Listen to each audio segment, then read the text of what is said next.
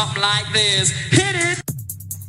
The Roger Report live morning show. Weekdays at 9 a.m. Say y'all, I was on Roger's panel a few times and I couldn't take it. The heat. I got out the kitchen. It was hot. I was sweating. I had to get out. He's Roger, and he's right. Check this out.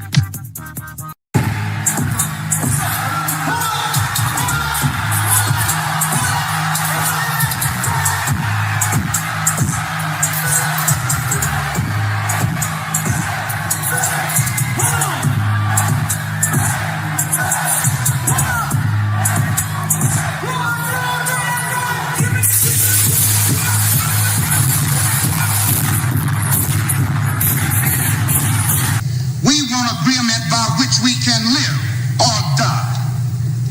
You choose.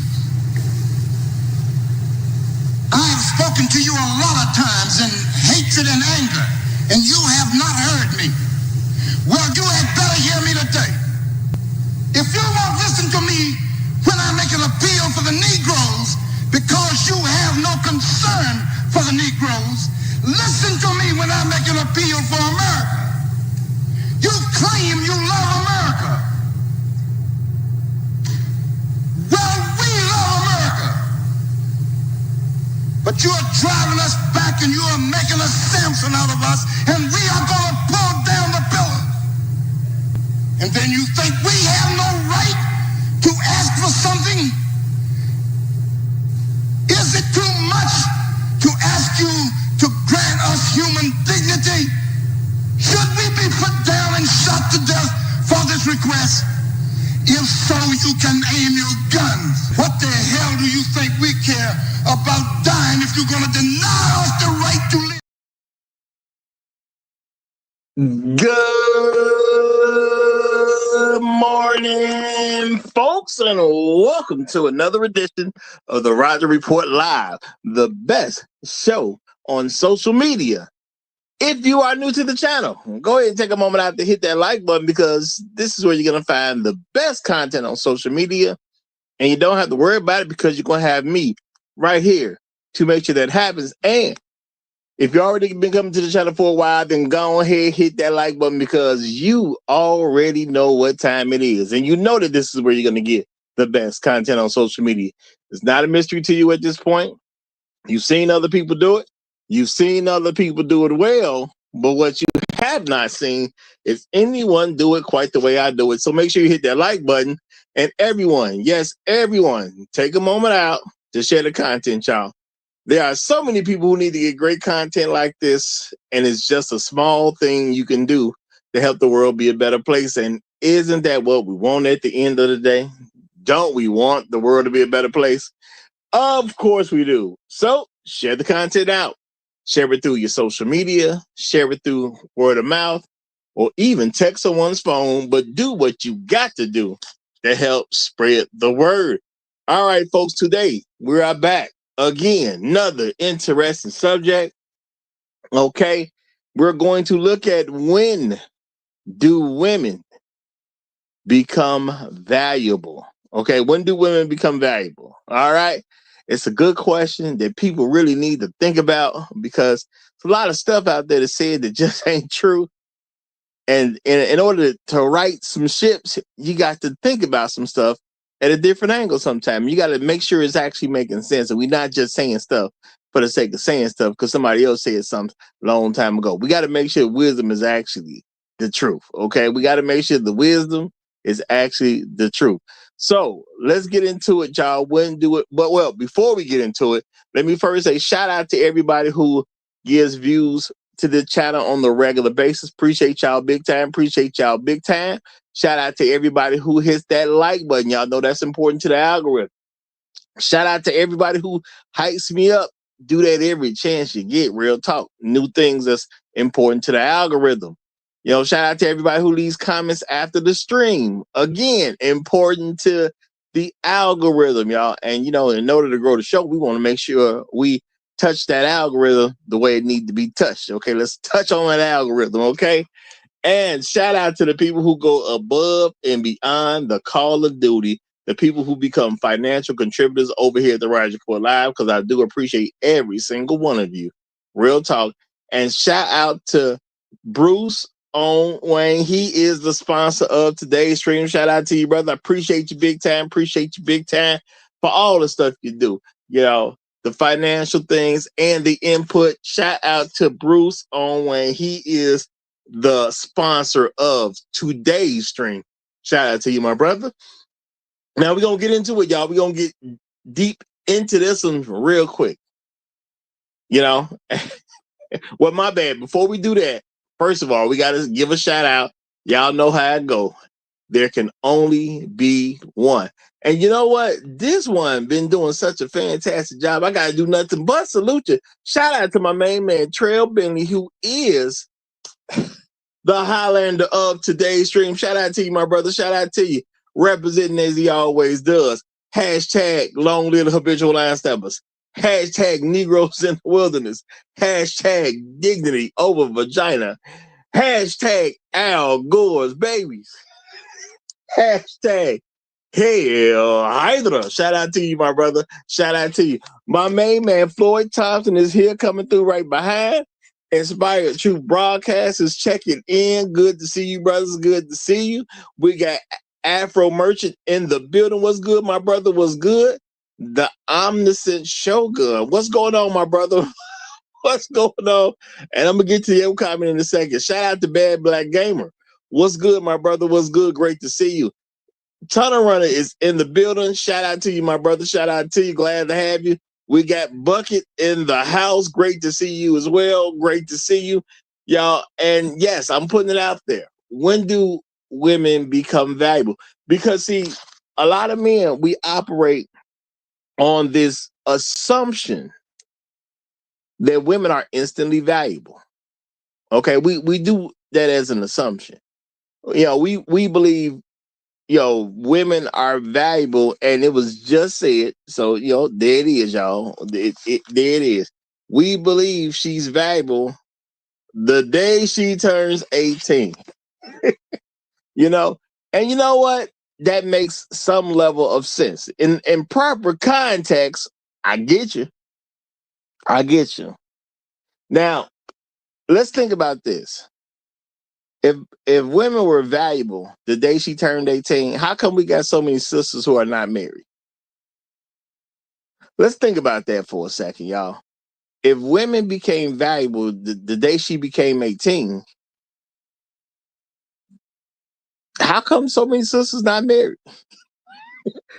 You got about 3/4 of black women who are not married in a free country. Okay, shout out to all my people listening around the world. But this America, man, they technically could get married on their 18th birthday. But they're not valuable enough to do so. Okay? They're not valuable enough to do so. Because if she's not married, the value ain't there, obviously. So we do push the ideas that, you know, women are born with their value. That's what people say. You know, now I'm going to say when it comes to children, all children have a certain level of value to their parents. Okay? And I'm going to leave it at that. Okay? Because we really talking about stuff that goes on in the adult world. Can you set certain things up before people become actual adults? Sure, you can. You can put kids in front of other people's families, and, you know, hopefully the right kids work something out with each other, or you can suggest things. But we are in a free country. People can do what they want to do at the end of the day. But you can't give children certain expectations, and a lot of those expectations will hold if you're serious about it. But in a country like ours in America, you can do what you want to do once you're 18, and you truly are responsible for yourself at that point. Okay? So now some folks gonna say stuff about, well, you know, what if they're 18 and but they're still in school? At the end of the day, on your 18th birthday, you can be arrested as an adult. It just is what it is. You do what you want to do with the information, but it ain't gonna change. There's a certain level of responsibility you will have for yourself on your 18th birthday and beyond. So I do get women have a potential to be valuable at 18. And I think that's what we really need to start looking at things. Well, the way we need to start looking at things. And shout out to the Omniscient Shogun. He said, you said it plenty of times. No, Her prime years are between 18 and 22. That is when a woman should be married. Yeah, somewhere between 18 and 22. She should be married. Now, the question is though, when does she become valuable? Because there's a lot of 18-year-olds to 22-year-olds that ain't getting married. They ain't good enough to marry. So now, I'm not saying something that goes against what I said previously. Yeah, 18 to 22-year-old, yeah, she should be getting married. And guess what? Valuable women are married. And let's be realistic. The best women, the best younger women, that crop is pretty much being taken off the market between 18 and 22. All that's true. But now we got to deal with the fact that you got a bunch of people 18 to 22 that ain't getting married. So now, are they valuable? Are they valuable? Because it's clear their value ain't worthy enough for a marriage because nobody married them. 23 and beyond, no one married them. Okay? It is what it is at that point. So, are they valuable? And see, there are things that are not taught to children and young adults that we need to do things to help them with. Okay? I do the best I can to help people so the right people get the right information at the right times. I even built a scale, y'all. I've shared this scale with you before. This is stuff some of y'all may already have, but I'm going to throw it up there real quick. Okay? You got a reality scale. Okay? And this is for folks who like to use numbers. I don't rate women with numbers. It's either pass or fail. I don't really care about people saying, well, this person's a 6 and this person's a 7 and this person. I don't care nothing about that because, it's too subjective. Okay? It's very subjective, but see, this is a reality scale for unmarried women. See, this ain't subjective. This is just plain and simple. Okay? Now, if people want to believe themselves to be 10s, cool. Those are women who are paid to be beautiful. It's that simple. There is a small amount of women out there who are literally paid to be beautiful. We like the way they look as a society. There are people in different industries. They make these particular women models or actresses and things like that. And they'll get like the beautiful role. Because let's keep it real. Every actress won't get the beautiful role.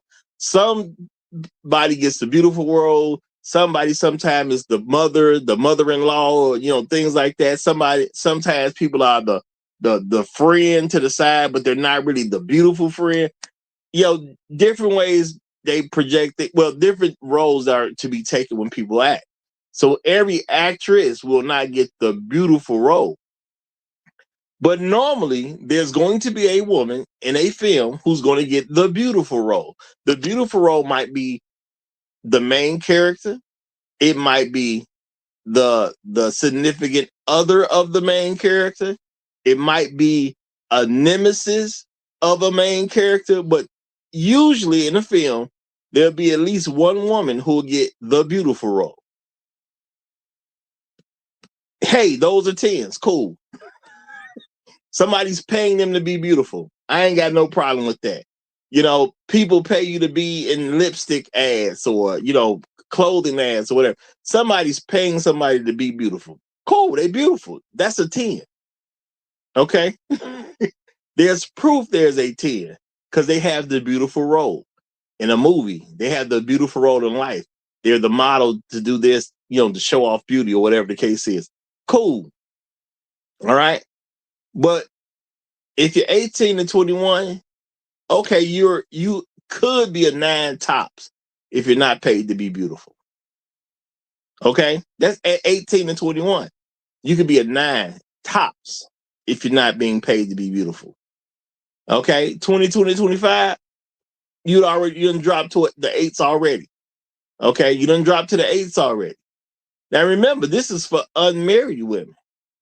So women can avoid this altogether. All they got to do is be married. They can avoid this altogether. All right? Now you 26 to 29, you already done dropped down to 7. You ain't no better than a 7 at 26 to 29. Okay, you know, as beautiful as you may think you are, you're probably a little hard headed or something. Something is clearly wrong because you're still unmarried at that time. Now, as you keep going through the scale, you see the numbers keep dropping, and then there's other things that can take a number from you, such as you could have a kid. That's going to be a point against wherever you would fall on the scale. So let's say you are a 27-year-old. Okay. At best, you were 7. Now, what if the 27-year-old has a child already?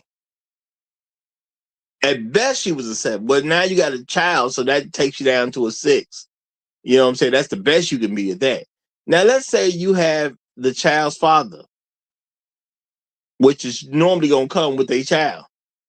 Okay, so now as a man, I got to deal with another man because you had a baby out of wedlock, or, you know, you even had a baby during the divorce. But now I got this extra thing to think about. Oh, I got to drop you another point at that. You know what I'm saying? I got to drop you another point because now you had this outside dude that I now have to deal with because you had this kid. See, it is what it is. Okay?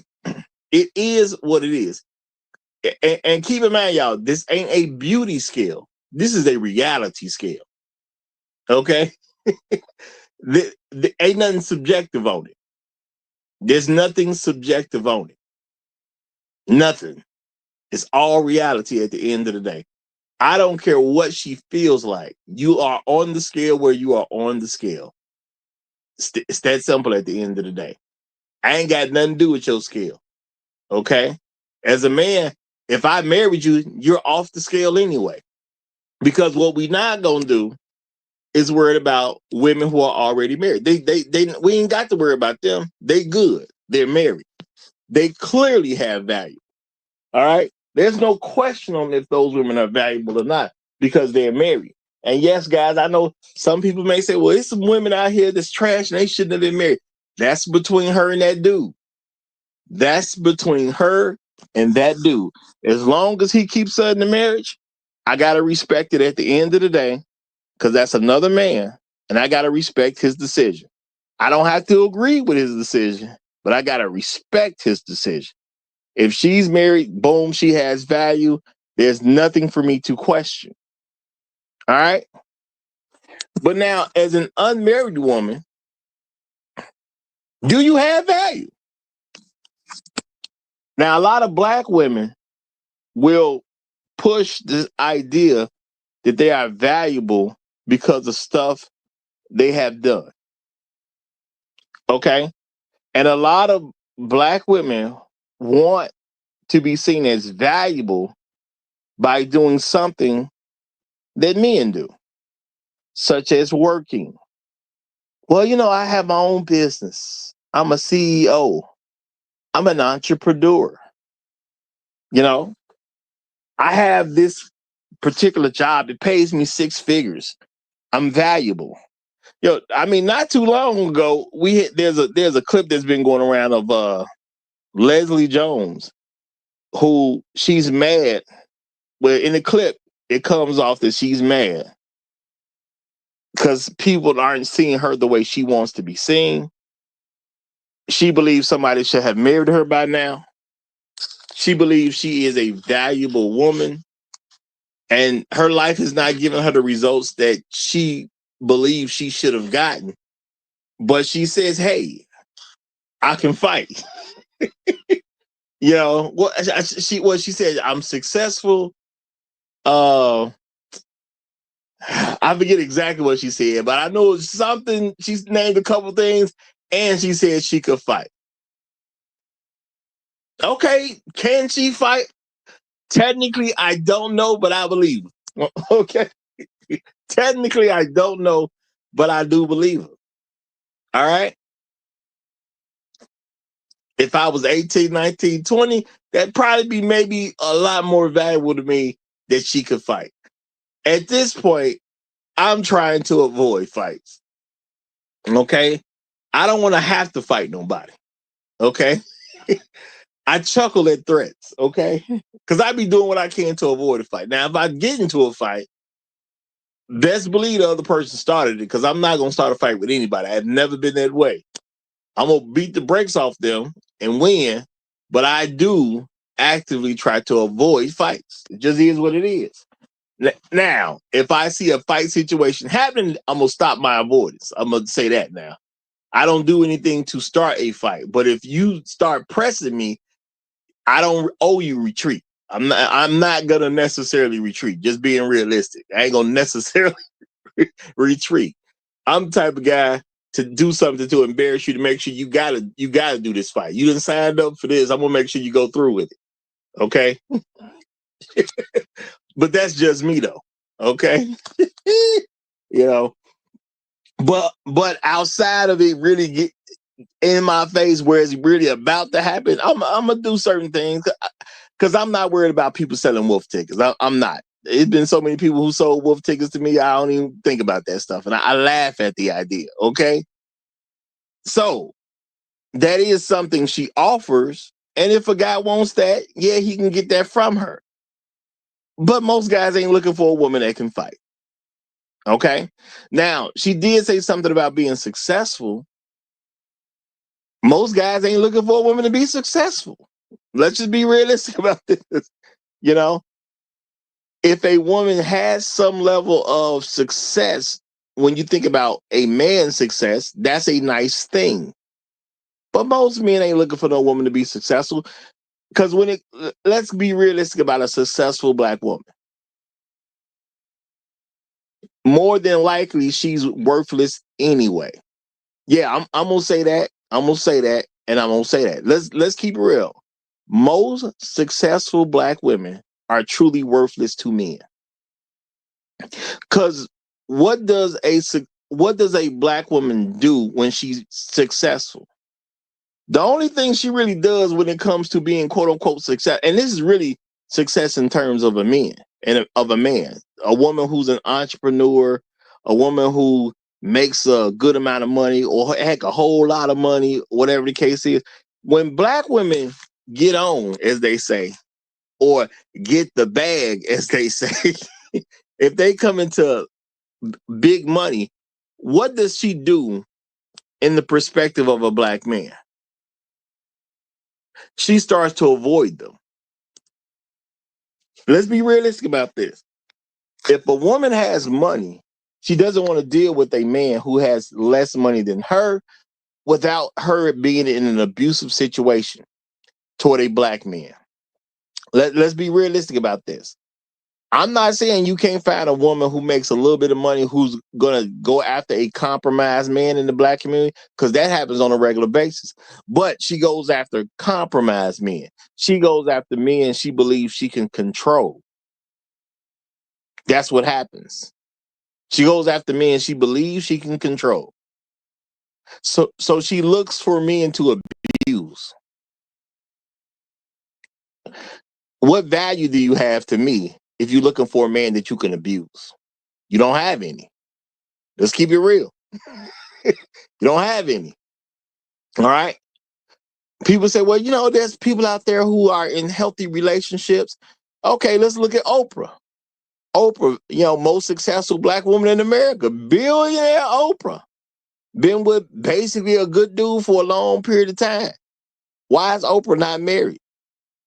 Because Oprah would never trust Stedman to be in a position where she has to listen to him. See, Oprah can do whatever she wants with Stedman, and everybody gonna take it a certain way because they not married. Just is what it is. Well, they not married, so it ain't that serious. Oprah can do what she wants. She's not married. Now, Oprah being more successful from a financial standpoint than black men, just about every black man out there, because she's a billionaire. Let's keep it real. How did her become a billionaire help black men at all? It didn't. Let's just be real about it. She's basically worthless. Oprah's basically worthless. Okay. Hey, it is what it is. And I wanted y'all to marinate on that just for a hot second. Oprah basically became worthless even though she became a billionaire. Oprah ain't got no husband. Oprah ain't even had no children. She got enough money. She could have just had some children. Not saying I'm going to endorse people just getting children on their own, going to the sperm bank and all that, and trying to raise kids by yourself. I'm not saying that's a good thing, but I'm just saying, realistically speaking, Oprah is a worthless billionaire. Just is what it is. So women have the potential to have value when they become 18, but that doesn't necessarily mean they will have value. It just doesn't. Okay? Oprah is a worthless billionaire. All right? Now, can Oprah do things that would seem as a good thing from a man's perspective? Sure, she can. She can employ people and whatnot. Sure, she could. But you have to measure her as a man to see her in a valuable way. You got to look at her as a man. Because let's keep it real. When it comes to women, it's nice if they have some stuff. Cool. And ain't nobody trying to say women can't have stuff. But at the end of the day, that don't make her value. Let's think about any random woman in the date market. Well, even the black women who are not dysfunctional, because a lot of dysfunctional black women, the more money they got, they're still gonna seek out a man with something, but he gotta have far less than what she got. It's got to be seen as far less because she doesn't want a man who she believes she would have to answer to. So she'll go after the man that she believes she can control. Now, let's say she's not moving in a more dysfunctional way, because you always got a small percentage of people who gonna do something different. So let's say we got a black woman who ain't trying to move in a dysfunctional way. Let's say she's about that hypergamy. Okay, cool. So let's say she's looking for a man with what she has or better. Okay, so the more she has, that means the more men are off the table to her anyway. The average sister ain't looking to make herself valuable to a brother at all. So when do women become valuable? Because if you got a bad attitude, okay, let's say you have some children. Did she become valuable because she had children? Let's think about that, y'all. Does a black woman become valuable because she has children? There's a lot of black women out there, they got kids. You hear black women talk all the time about being single mothers, right? Now I understand a woman being valuable who's married and she has a child of her husband. Yeah, there's a certain value that come with that. Her husband gonna see her a certain way. This is the mother of my children. This is my wife. He's gonna see her a certain way. As an outside man, I'm gonna see her a certain way because I'm gonna respect it. Okay, I'm gonna have a certain level of respect for her because she's doing everything quote unquote the right way. Have to, you know. I respect men, therefore I gotta respect their wives. And how do I not respect their wife? I mean, I gotta respect their wife, which means I'm gonna respect their children. It's an awful lot of respect that just come through with being a married woman.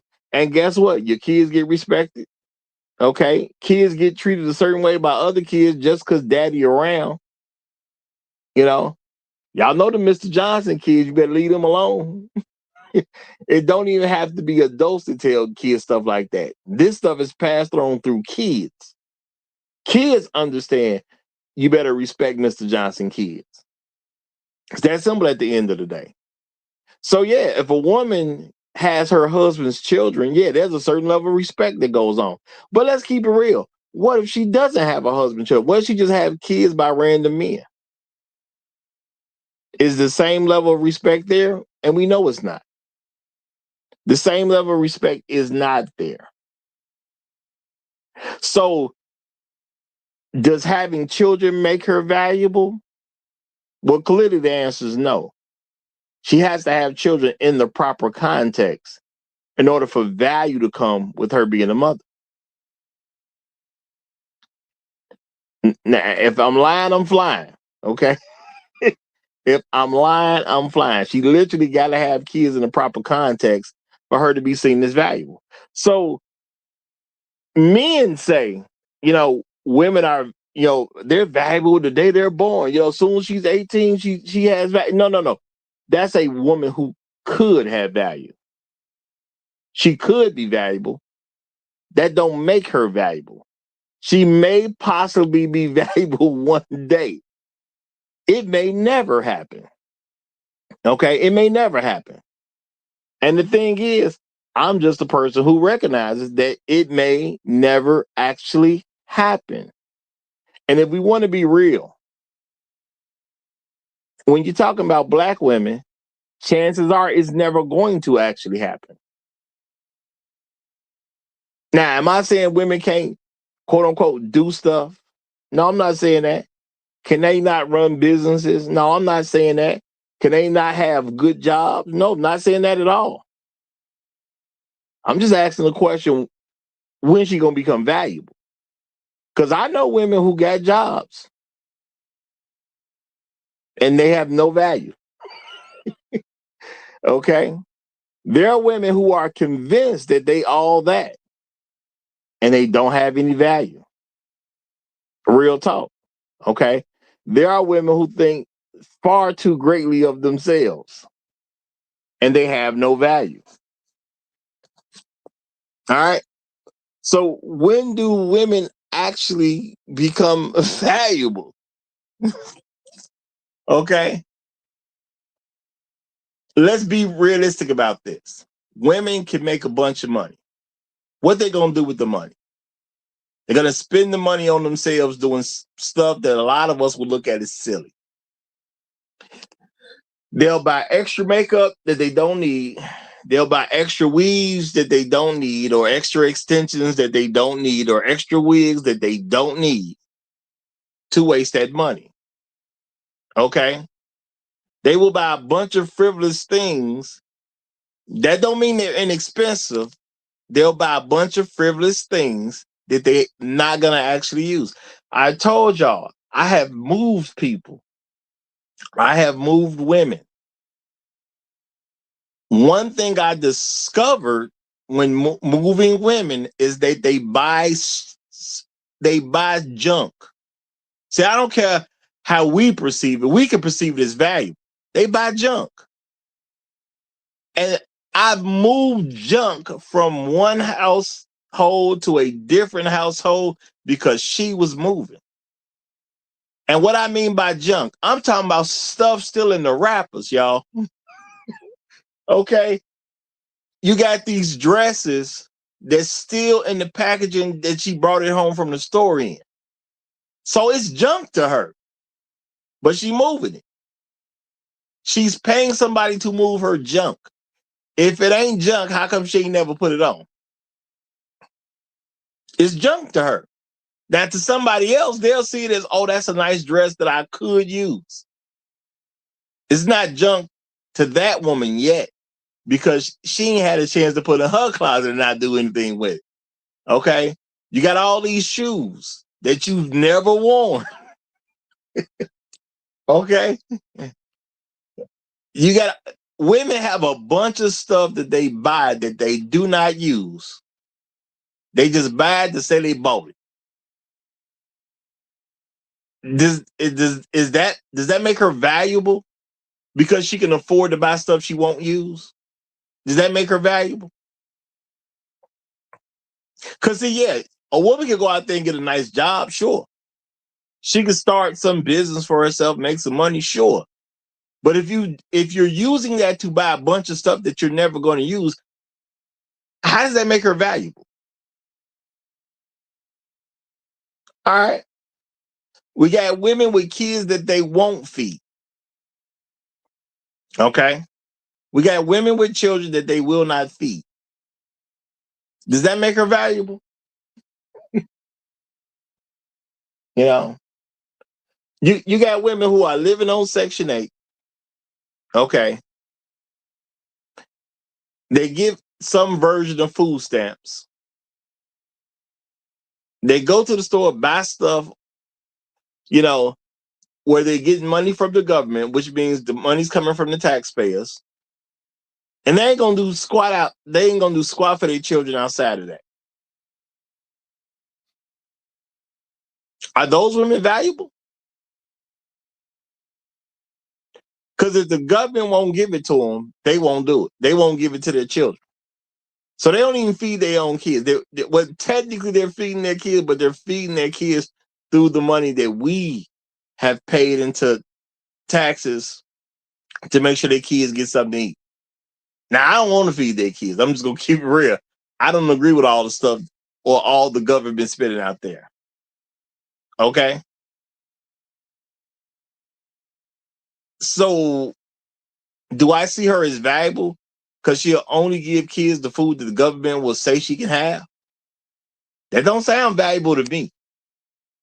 So, when do women become valuable? Okay? I have done the research, y'all. Black men have stated time and time again that they have problems with black women. There's 4 consistent problems that have come up.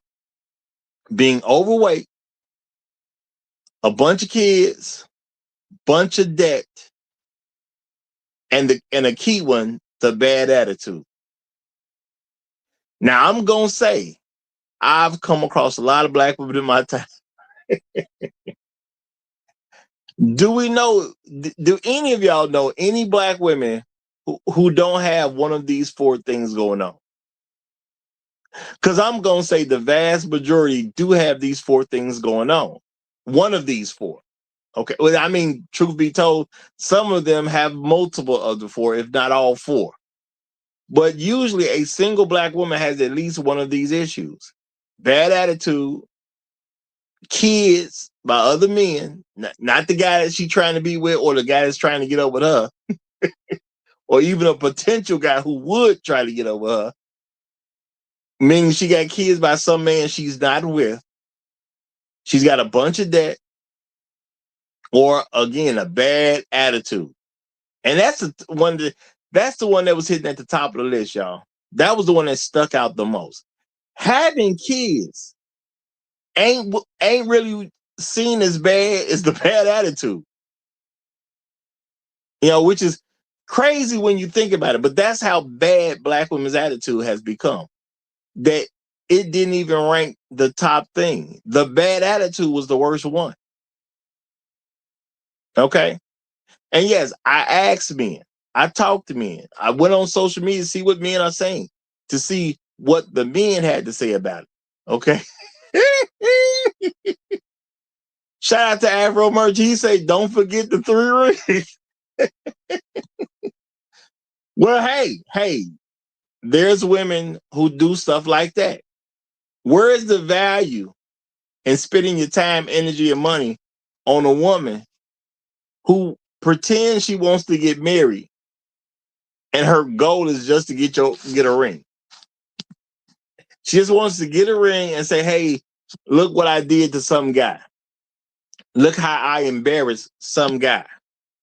Look how I was able to hit a lick off some guy. And now that I hit this lick, it's time for me to move on. That's just the way it goes. So at the end of the day, is there value in that? Is there value in men having relationships with any woman that doesn't turn into a marriage? Y'all think about this. Think about that. Okay? Think about that. Is there value in any woman any man has had a relationship with that didn't end up in the marriage? Because time, energy, and money was put into it. And if it didn't end up in the marriage, if you think about it from an investment standpoint, no, that was a bad investment. I mean, most guys have done it. We've made a bad investment because we put time, energy, and money into some woman, but it didn't turn into a marriage. It just is what it is. So if it couldn't turn into a marriage, when you invested in somebody and it couldn't produce a marriage, let's keep it real. Is she valuable? Because you tried to work with her and show that she was valuable, and no matter what you did, you came to the conclusion this woman just ain't valuable, and you left. Well, she may have broke. Well, she probably left you. Let's be realistic. Black men don't like to leave nobody. Okay, but she left. Is there value in that? Let's be realistic. But let me turn the mic over because I got my first guest. We have the Supreme Emperor Dessalines is in the building. My new favorite Kryptonian. I'm gonna go ahead and turn the mic over. Oh, you know what, y'all? He said he's not ready yet. He said he's not ready yet. So when you're ready, just chime in, okay? I'm gonna keep doing my thing. Just chime in when you're ready. So now, this is the thing, y'all. A lot of men keep pushing this narrative that women are valuable at birth. So that would mean technically we just waiting on them to become 18 so we can start getting some value out of these women. Now, you have women on social media right now who are always saying something about how y'all got to learn how to get stuff out of men. That's what they tell the women to do. You got to learn how to get stuff out of men. Stop giving stuff and start getting stuff out of them. Am I going to find you valuable when you don't want to put nothing into a relationship and all you want to do is extract something from a relationship? Does that sound like a valuable woman? Because it definitely don't sound like a valuable woman to me. Okay? Don't sound like a valuable woman at all to me. Sound like a waste of time to even talk to, truth be told. But we have women trying to get other women to do stuff like that on a regular basis. So those women ain't valuable. Let's keep that real.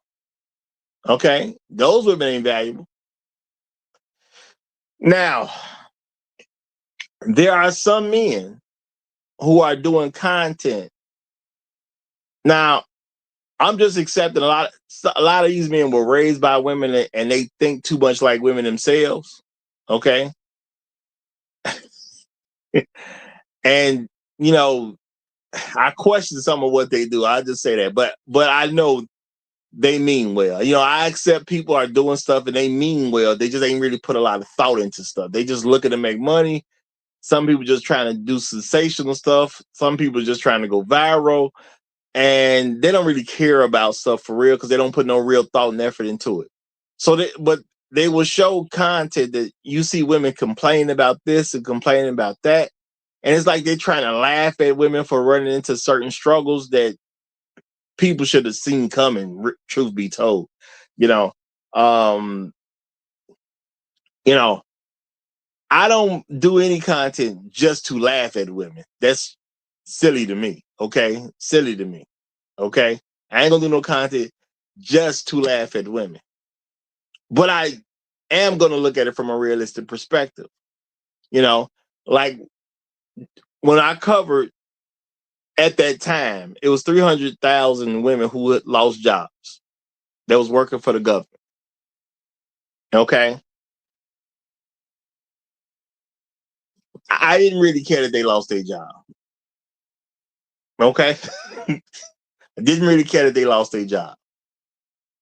My thing is, you lose your job, it's cool because your husband gonna take care of you.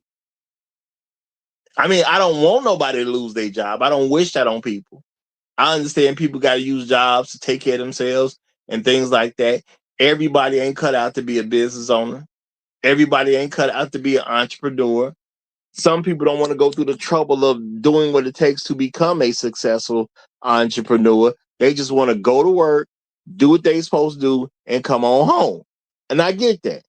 So I wasn't going to laugh at no woman for losing her job, but I wasn't concerned either because my thing is their husband will take care of them. Now, when you hear that 300,000 women lost their job, of course, with numbers that big, you got to say, well, all those women ain't going to have no husband. And I'm going to say, you're right. What's the chances of all those women having a husband? It's not very likely. But see, now the thing is, they could have had one. You live in America, you can have a husband. You like it ain't very expensive for a woman to have a husband. Okay. Now, a woman's father is supposed to pay for the wedding, right? So she don't really got to put nothing on it. Okay. All right. Now, when it comes to a wedding, you don't actually have to have the whole wedding. You could just go down to a judge and get married. You don't even have to do an actual wedding. So let's be realistic about this. And the average man nowadays, will he pay the fees for them to get married? Sure, he would. You know, last time I talked to somebody about it, they said you can get married for about $200. That's all it really costs to get married, about $200. If a man wants to marry a woman, will he come up with $200? Yeah, he would. Let's just be real about that. So she ain't got to pay right there either. Okay. Now, shout out to the Great Black Reset. He said, but Roger, they know their value. And I'm just going to say, y'all, clearly they don't. Clearly they don't. You know, shout out to everybody who participated in yesterday's show. Clearly they don't know their value. Okay. Because if women knew their value, they wouldn't be so single. Let's keep that real. Most women are shooting out of the ballpark. See, a lot of women adapt these stupid ideas that make no actual sense when you think about the ideas. They'll say stuff to men like, I'm out of your league. A woman can't be out of a man's league because men take care of women.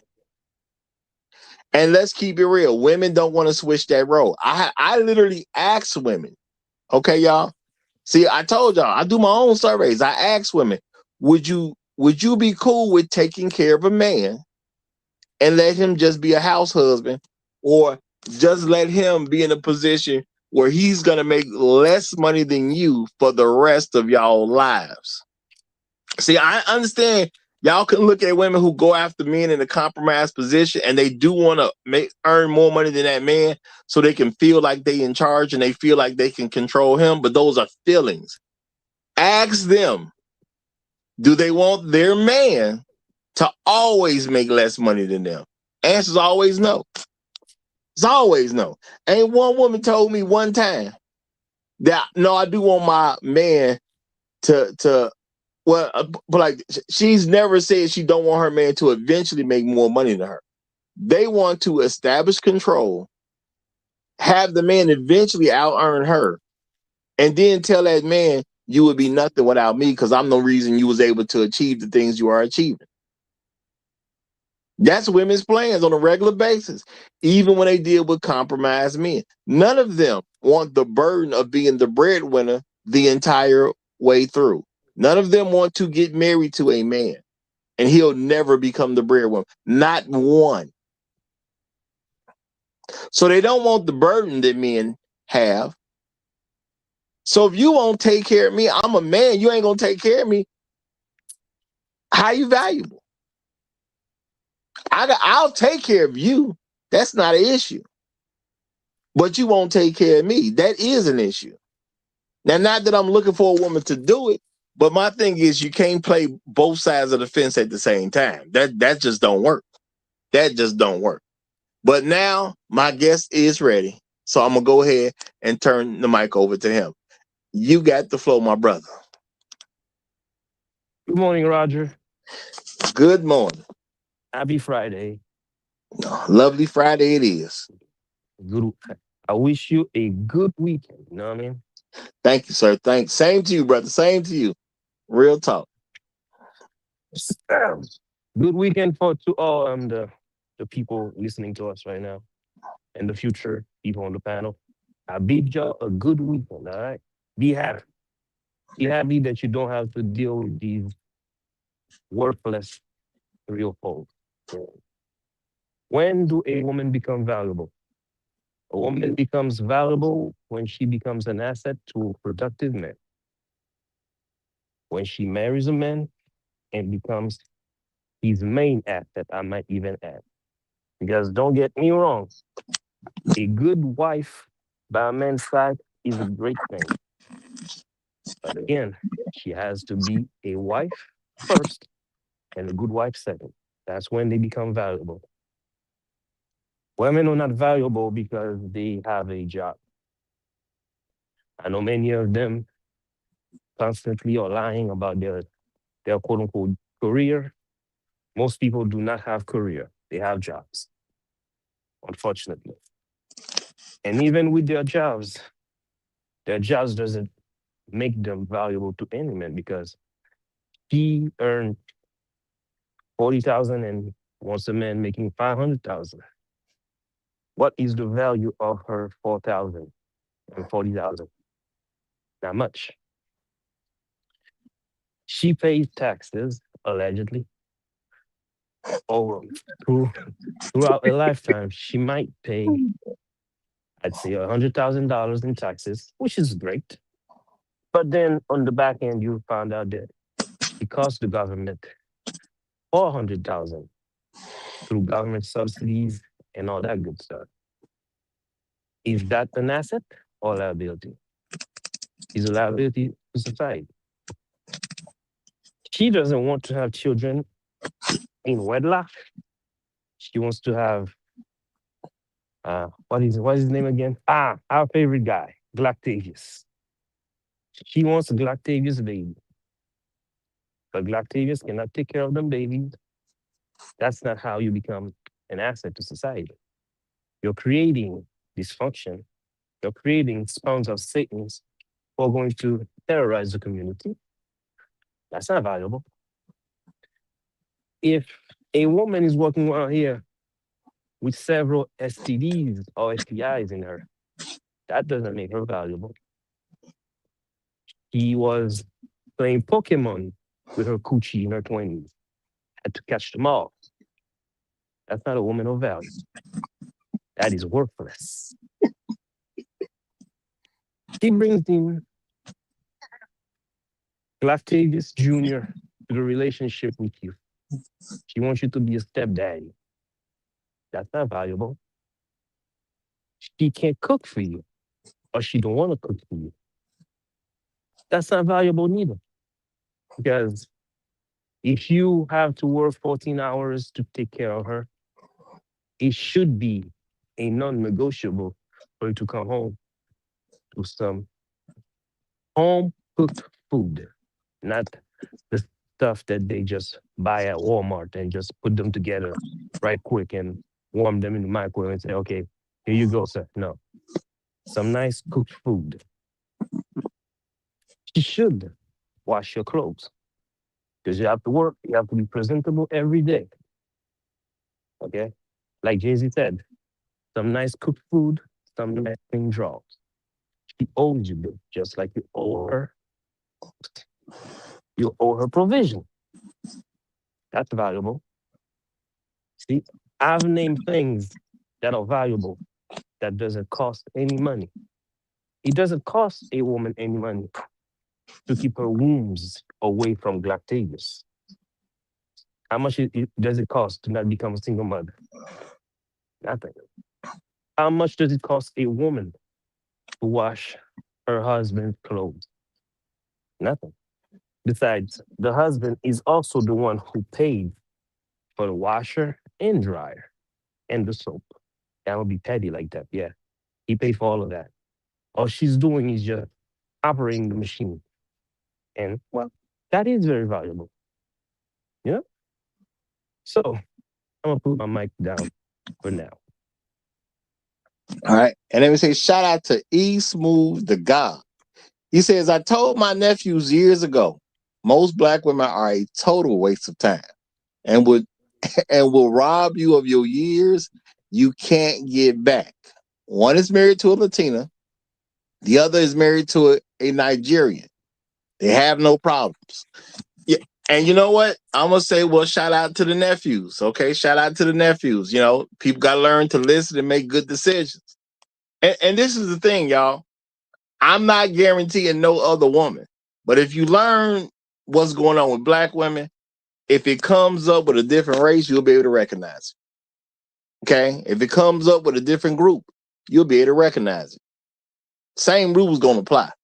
Okay, so at the end of the day, you good no matter what. So now, what I am saying though is there's a lot of people who push this idea that women are intrinsically valuable. Are they? Because I don't see it. And I'm old enough to see it by now. Okay? I don't see women being intrinsically valuable.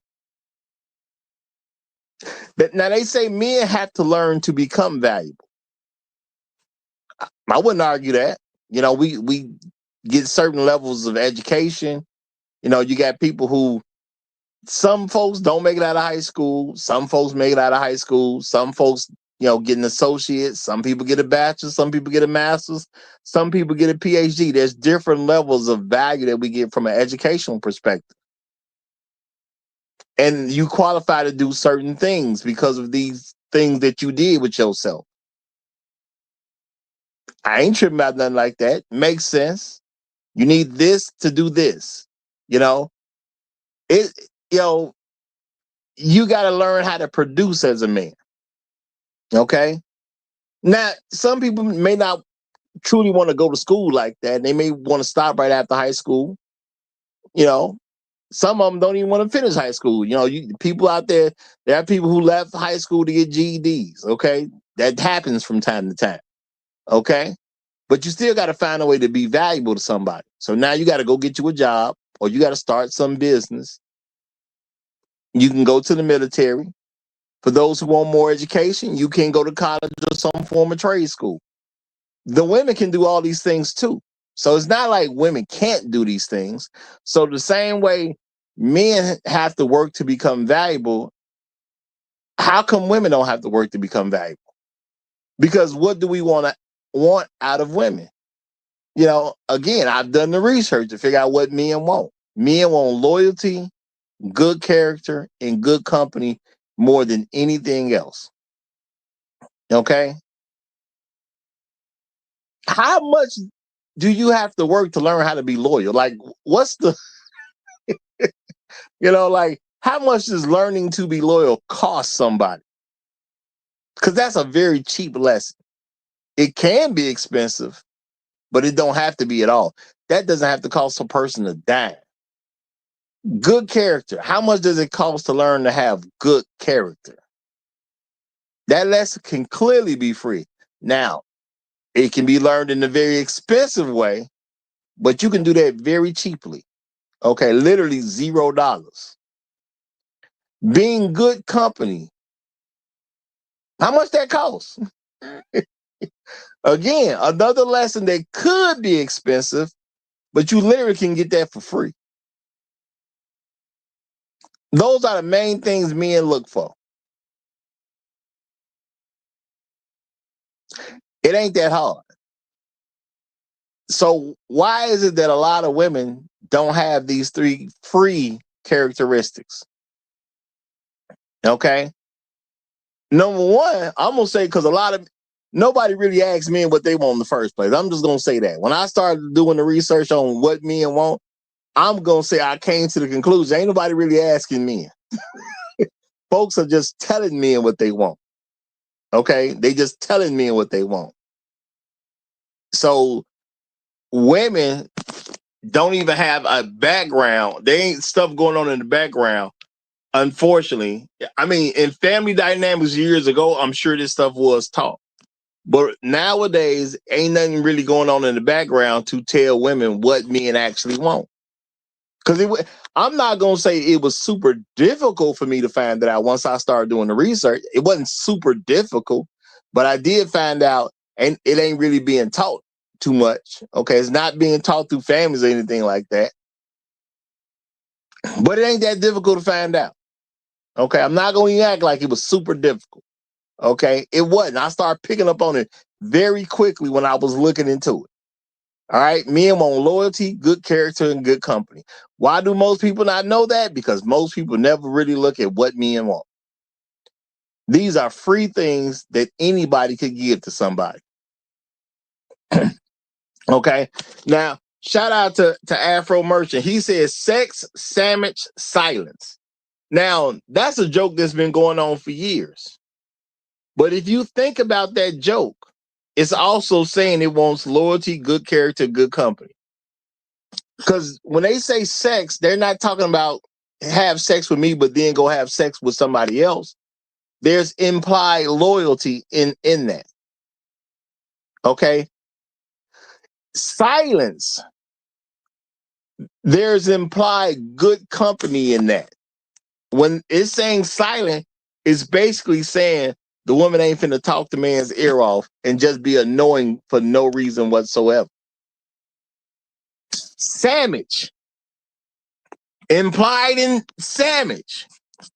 The woman is going to be of good character and look out for the man. Even in that simple thing, loyalty, good character, and good company was all implied. That's why I'm saying when I did the research to find out what men want, I'm just telling you the straight up truth, y'all. It wasn't that hard for me to figure it out. It's just nobody was asking. Nobody was looking. Okay. It wasn't that hard. I'm not going to act like it was hard to figure it out. The idea started shaping up right away as I did research on what do men look for. And that's why I can easily explain it in just something as simple as sex. What you say, sex, sandwich, silence. Something just that simple. You can still see it all in there. Okay. It ain't difficult. So we make all these excuses about what women don't know when stuff is very simple out here, y'all. Shout out to my main man, Floyd Thompson. Appreciate the super chat, my brother. He says, lack of common sense is expensive too. Hashtag long live the habitual line steppers. Shout out to you, my brother. Shout out to you. Y'all, and I want to say too, shout out to Clubber Lang, y'all. Y'all know Clubber Lang sent me a cash app yesterday. I didn't see it till after the show for some reason. Clubber Lang sent me a cash app yesterday. First of all, good to hear from you again, Clubber Lang. Great to have you around. Great to have you around. I'm not saying you wasn't around, but some folks is in the clouds, and I do know other folks had to find the new channel. So I don't know how long you've been around, but shout out to you. Good to see you. But Clubber Lang dropped in $100 yesterday. Want to make sure that gets recognized. Want to make sure that get recognized. I like to recognize everybody's money, but you can't deny somebody who dropped $100, y'all. Shout out to Clubber Lang. Appreciate you big time, my brother. Appreciate you big time. Okay? Real talk. Thank you very much, my brother. You don't know it, but you just paid for my haircut, brother. I'm going to take a part of that and get my haircut. Appreciate you, brother. Real talk. And I'm going to say, even shout out to Shark Sims, y'all. He sent a super chat in yesterday, but it was kind of right as the show was closing that by the time I saw we was off here. But shout out to Shark Sims as well for that super chat at the very end. He said something about succubus. So shout out to Shark. Appreciate you, my brother. And Shark, one of the great ones around here, y'all. He one of the great ones, real talk. Okay. But again, shout out to Clubber Lang. And I'm gonna say Floyd Thompson makes a very good point about the lack of common sense. And it is expensive to have this lack of common sense. Because at the end of the day, now, keeping it real, it should be common sense what men want. And it's not. We all should be ashamed of ourselves for the fact that it's not common sense what men want. All right? Men want loyalty, good character, and good company. Okay? The major things they're trying to avoid, bad attitude, which unbelievably was the main thing they're trying to avoid. They're trying to avoid women with these kids that do not belong to them. They're trying to avoid women in a bunch of debt. Okay? And they are trying to avoid women who simply are walking around with too much weight. But these things are not hard to fix from a community perspective. And the thing is, y'all, we as men, we got to stop lying to women. We tell women that they're valuable when they're not. And let's keep it real. A lot of us say women are valuable because you simply, because I done said this plenty of times, your subconscious rules you. Your subconscious rules you. You're talking about pussy at the end of the day. Okay? And I ain't trying to be vocal, but I'm gonna say it this like that this one time because that's what the real is. Okay? That's what the real is. All right? It's about vagina. The women ain't valuable.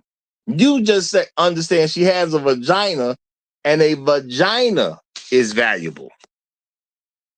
So we need to stop telling women this lie about they're valuable automatically, and we need to stop telling men this lie about they're valuable automatically. Because what are we actually pushing for men to do?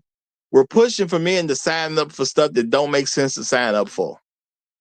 We're pushing them to go after something or someone, I should say, that has no real value at all. Because a vagina by itself ain't that big a deal. Let's keep that real, y'all. A vagina by itself ain't that big a deal. Now, we as men, it's a driving force to us. I'm not saying it ain't. But what I'm saying is you can replace one vagina with another one. Ain't going to be that much of a difference. Okay? I ain't going to say it ain't some a little better than some others, but it ain't going to be that much of a difference. So having this idea that women are valuable regardless is just stupid because that's just going to convince us to sign up to be with a woman who ain't even really worthy of talking to. But I got another guest who came up. So let me go ahead and give him the mic. Creator, you got the flow, my brother. You got the flow. Brother, what kind of sandwich is that? How y'all doing this morning, man? What's that? Doing great, brother. Doing great. How about you? Awesome show yesterday, man. I'll call it an all-nighter, but it was an all-dayer, man. Awesome show yesterday, man. Awesome show. About these women, man, we speaking on value, and I think everything you said so far was true. You know, I got a bit of a little pushback, not much, but yeah, I agree with everything you said so far. Because at the end of the day, it's just monkey, and usually men, after they get what they want from that particular vessel, I mean, shoot, it's smoke a cigarette, drink a beer, go to sleep. You know what I'm saying? Or leave. Like that passion for some reason immediately dissipates. It's crazy. You can wait 5-10 years and that feeling is going to be the same for most men. So with that being said, that's why I always speak about preparation, man, and just being prepared and focus on you as a man and making sure that your value is okay. And a lot of times when you focus on you really don't make poor decisions as a man. You usually going to wait, right? You're going to be deliberate about the decisions that you make. You're going to be real careful about the individual that you even seek to build your legacy with, the vessel that you want to dip in, if you will. You're going to be real careful, but it's only when we not careful and we don't make proper decision making and not planning that we get ourselves into vessels that are not going to be valuable to you for what it is that you build in. And I think that's the key thing, man. It's for you. And don't get stuck just because you think you with somebody and, oh man, I can't find another one. I tell you, boys, I think that's a lot of it, Roger, is not the fact that I think men just be feeling like, it's that chase. And we just deal with so much stuff because as you age or whatever your situation is, you may be a hard worker or like a workaholic, or you just not in proximity to certain things. You just settle. That's what ended up happening. You settle and tolerate. And settling and tolerate ain't no way to build nothing. So I'll just start there, man, with it's proper planning and focus on yourself first. And I think when you focus on yourself and your own value, you're gonna move differently. You're gonna see yourself as valuable, and you're not just gonna. Actually, I think peen value is the most value, especially when a man know it, and he ain't out. And women too. When women know a man that ain't out here, and she try to give it to him, and he tell her no. Oh man, his value just increased because she like, wait a minute, what he got? It ain't got nothing to do with all the stitch that they put on it. It's everything about you and your value and your perceived value. I don't care what you think of me. It's what I think of myself. I'm leading this thing. And if you don't like it, guess what? It's 8 billion people on the planet. Half of them is women. All right. Now I'm gonna say, now it's a very real thing that men, we are preoccupied with women. And a lot of times we've done this because we've sent some bad messaging out here, or we won't contend with the bad messaging, or we haven't even been able to, because let's keep it real, y'all. Mainstream media has been in control of most messages that are out here today. Even when it comes to social media, most people on social media are just saying the same thing mainstream media was saying. That's just the reality of it. Most folks ain't bringing nothing new to the table.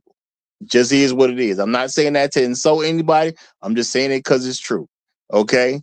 As long as it's true, I'm going to keep it real and say what needs to be said. When it comes down to it, as men, we've been told that women are valuable. And I think part of the reason we're told so much that women are valuable just because they're women is because of how they actually function.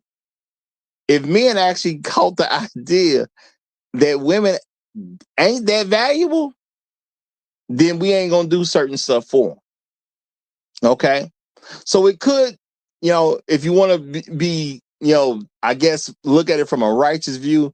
The thing is, you can say, well, we're told that, so we don't do certain things to them or whatever.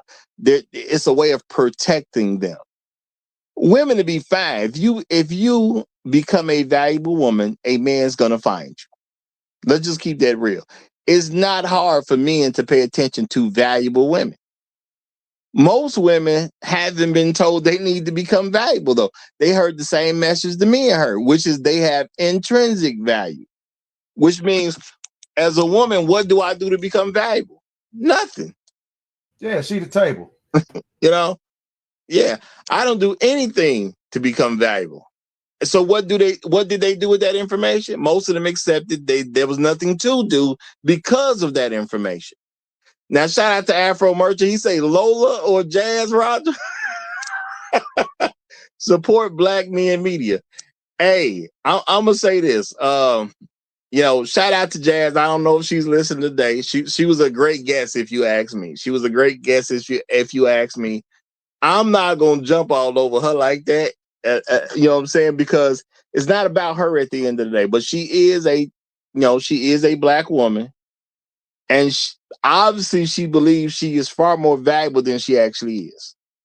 She definitely believes that. That was Okay. definitely exhibit A, boy. He didn't have to do nothing but just watch it. Exhibit A. Yeah. But I'm not the type of person that like to beat up on some particular person either. You know what I'm saying?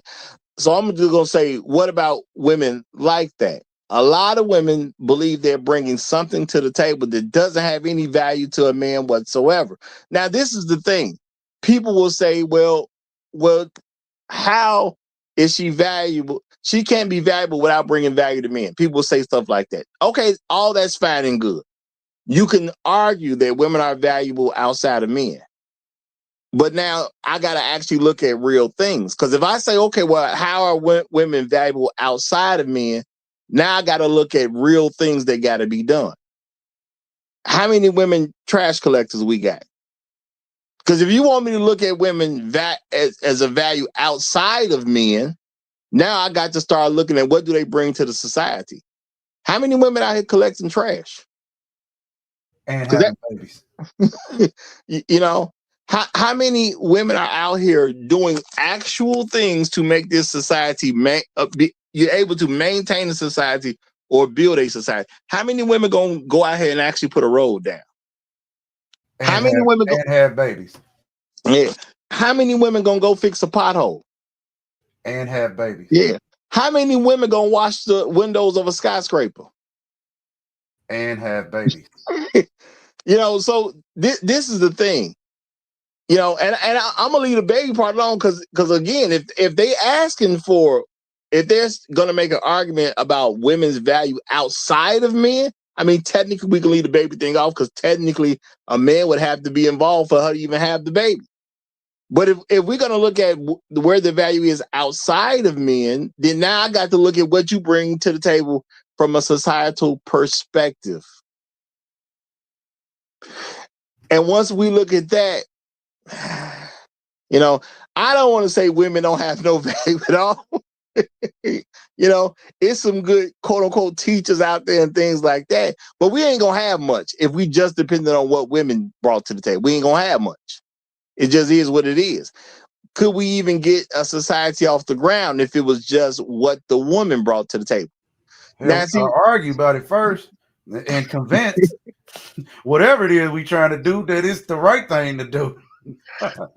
well, if we left it up to women, no home would ever have been built. Let's be realistic about this. If men didn't do what men do, who gonna put up the first home? Now we would all be living in nature at this point, because women ain't gonna get together and build it.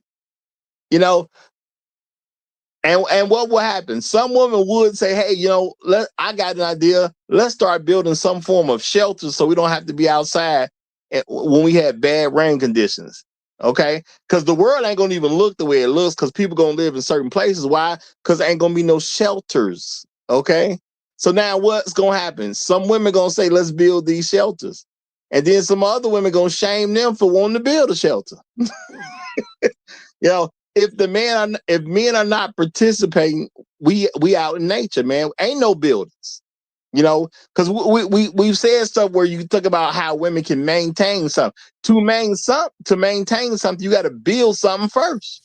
So we ain't gonna have squat. We'd still be living in nature if we was waiting on. If the men truly waited on women, it wouldn't be one house, one skyscraper, one. Ain't no sports facilities. Okay, where you playing basketball if we waiting on women to build stuff? Or we waiting on women to lead us in society? If the men really didn't do nothing, if we was all just house husbands, what will we have? And how you gonna be a house husband? We be a nature husband, because ain't gonna be no houses. Let's be realistic. Now, my thing is, I'm not gonna shame women for the fact that they don't want to do any real work or any quote unquote hard work, as they say. I'm not gonna shame women. I understand why you don't want to do hard work. Technically, men ain't asked you to do no hard work. You know, the average man ain't looking for a woman to do no hard work. Who looking for a woman that builds houses? When last time you saw a brother talking about, man, I want me a woman to build a house? And come home and tell you to make her a sandwich. You know? Let me say this right quick. So since we are slowly establishing that they are pretty much valueless society, why should we respect their rights and protect their rights? Well, see, that's a different conversation. You know what? We'll have a show on that. That's a whole different conversation. That's gonna lead us to the whole other kind of thing. But you know what? I will put it on the table. Okay, we'll do something about that. Okay, we'll definitely do something with that idea, because you ain't the first person to say that for sure. Okay, and definitely ain't gonna be the last. So we will deal with that as a real conversation. You know, so I'll put that on the list. We'll definitely get to that. Real talk. You said that they're valueless without a man. What the thing is, most of their value in a society is going to come from what they're doing with a man. I'm not saying a woman can't do something, because truth be told, we are good enough as men that women technically don't need us, as far as how they look at things from a perspective standpoint. And I do think a lot of times we as men, we don't want to accept that because it's an ego issue. We really need to learn to let women do without us. Okay. And what I mean is, don't let her in your house. She's not your wife. Don't let her in. Okay. Live apart. A lot of women can take the positions they take because they live with men. No, let her live out there on her own. Let her see what it's actually like to pay bills for real.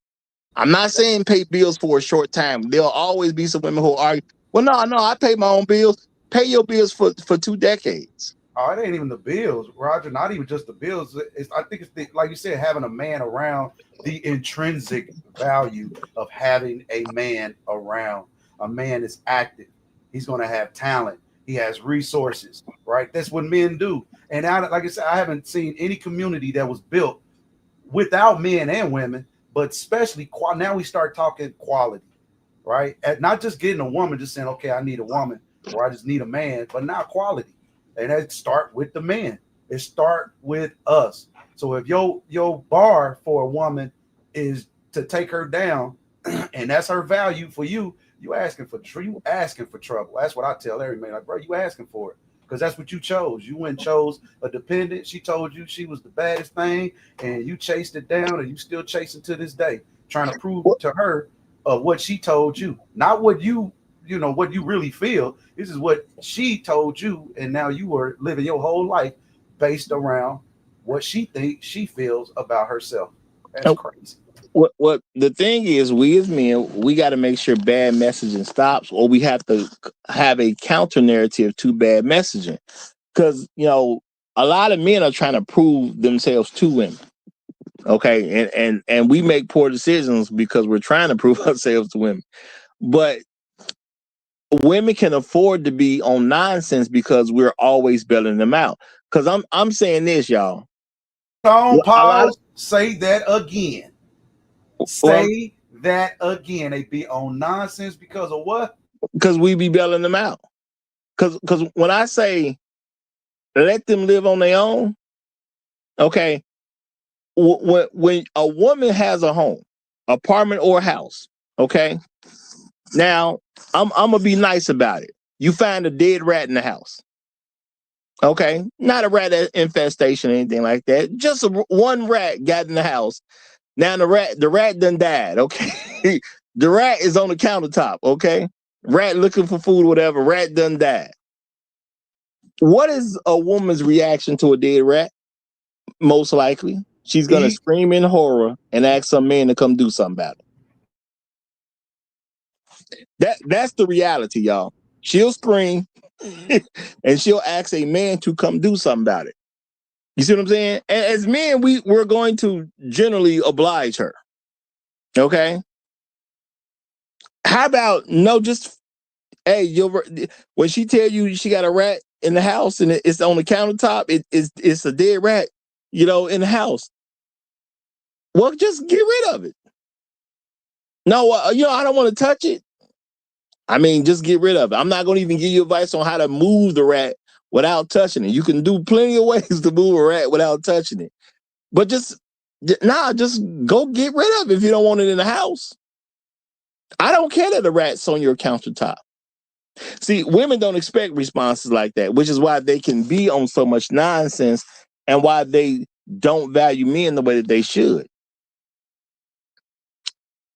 She can get rid of her own dead rats. Y'all. Shout out to Mr. Strick too. He say they ain't touching no they ain't touching no rat, bro. Who say they got to? Well, they ain't even killing bugs. Who say they got to? That dead rat can stay on her countertop long as she wanted to be there. But the thing is, in reality, what is she gonna do? She gonna tell some guy a dead rat's on my countertop, and what the guy gonna do? He gonna go remove the dead rat. That's why women can have bad attitudes and truthfully, operate with no value and expect to get all this stuff in return. No worry, hon, I'm here.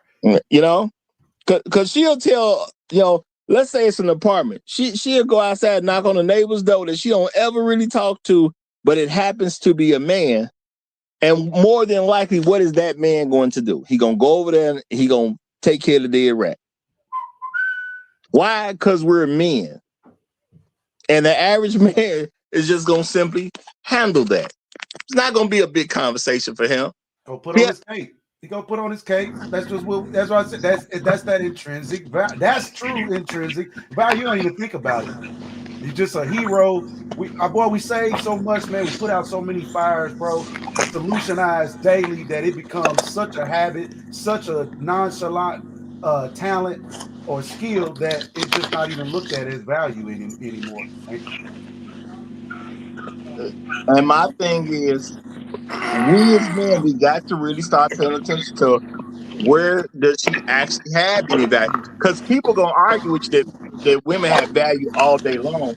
And I'm just gonna say I don't see it. I'm not saying they can't have value.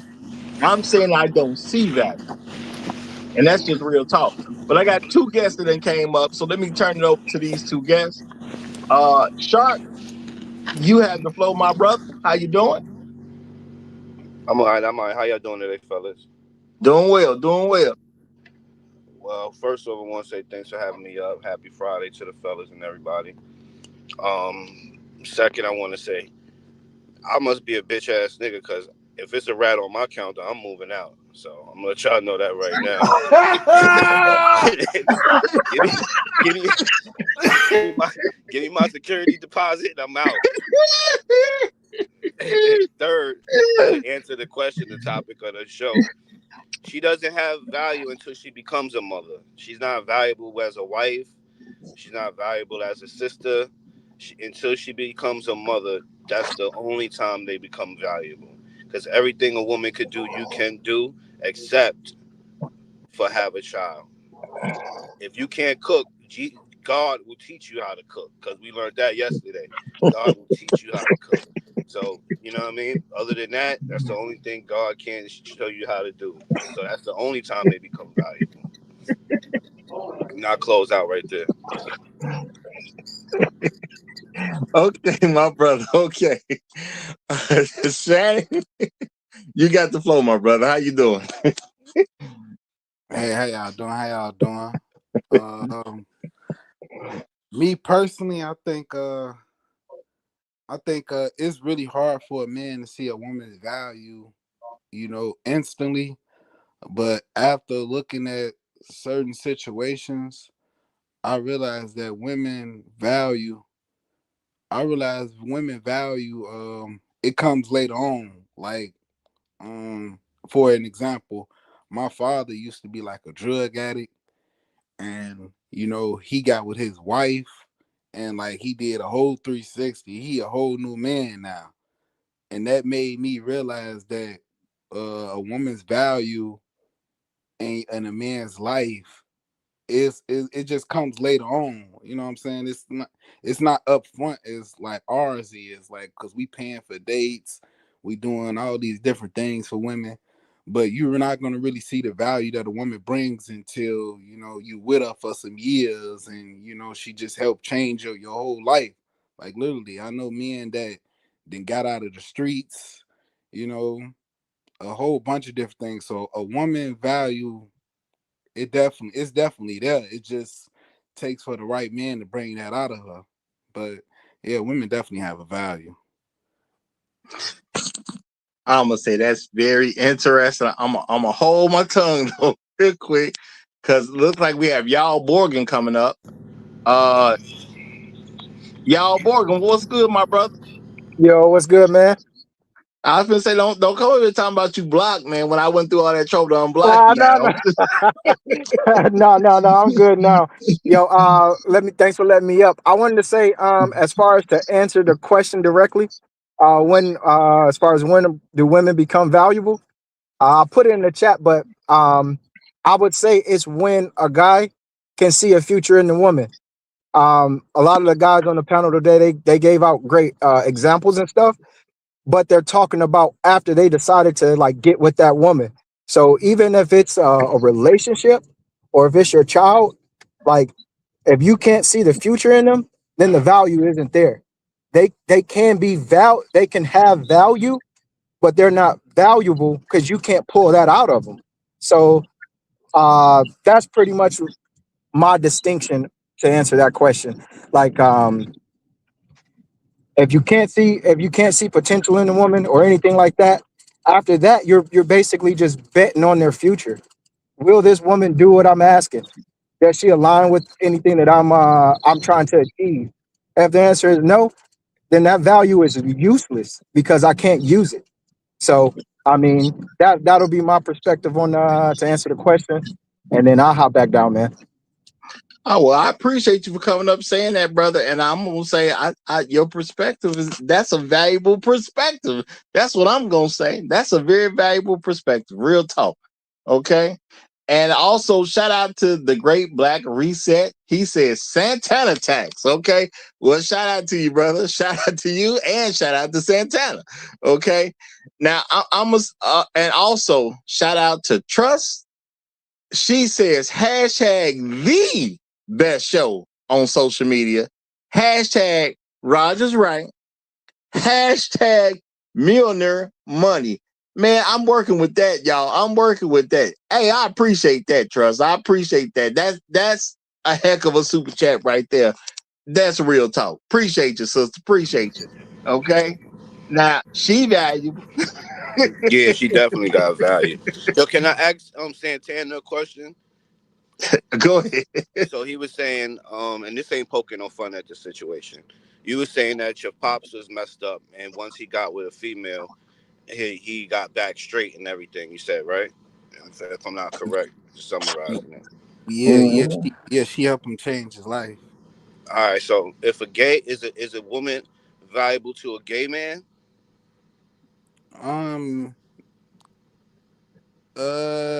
No. So, what you mean, like outside of? So the only Go value ahead. is like I think they said it earlier, is sexual access.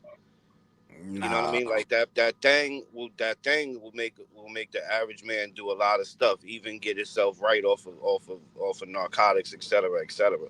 But you could do that, and you can do that literally yourself. You just gotta want to do it. You know what I mean? So I still don't think that they're valuable. If it's something you can do on your own, either if you want to do it or you don't want to do it. But the case is you can literally do it on your own.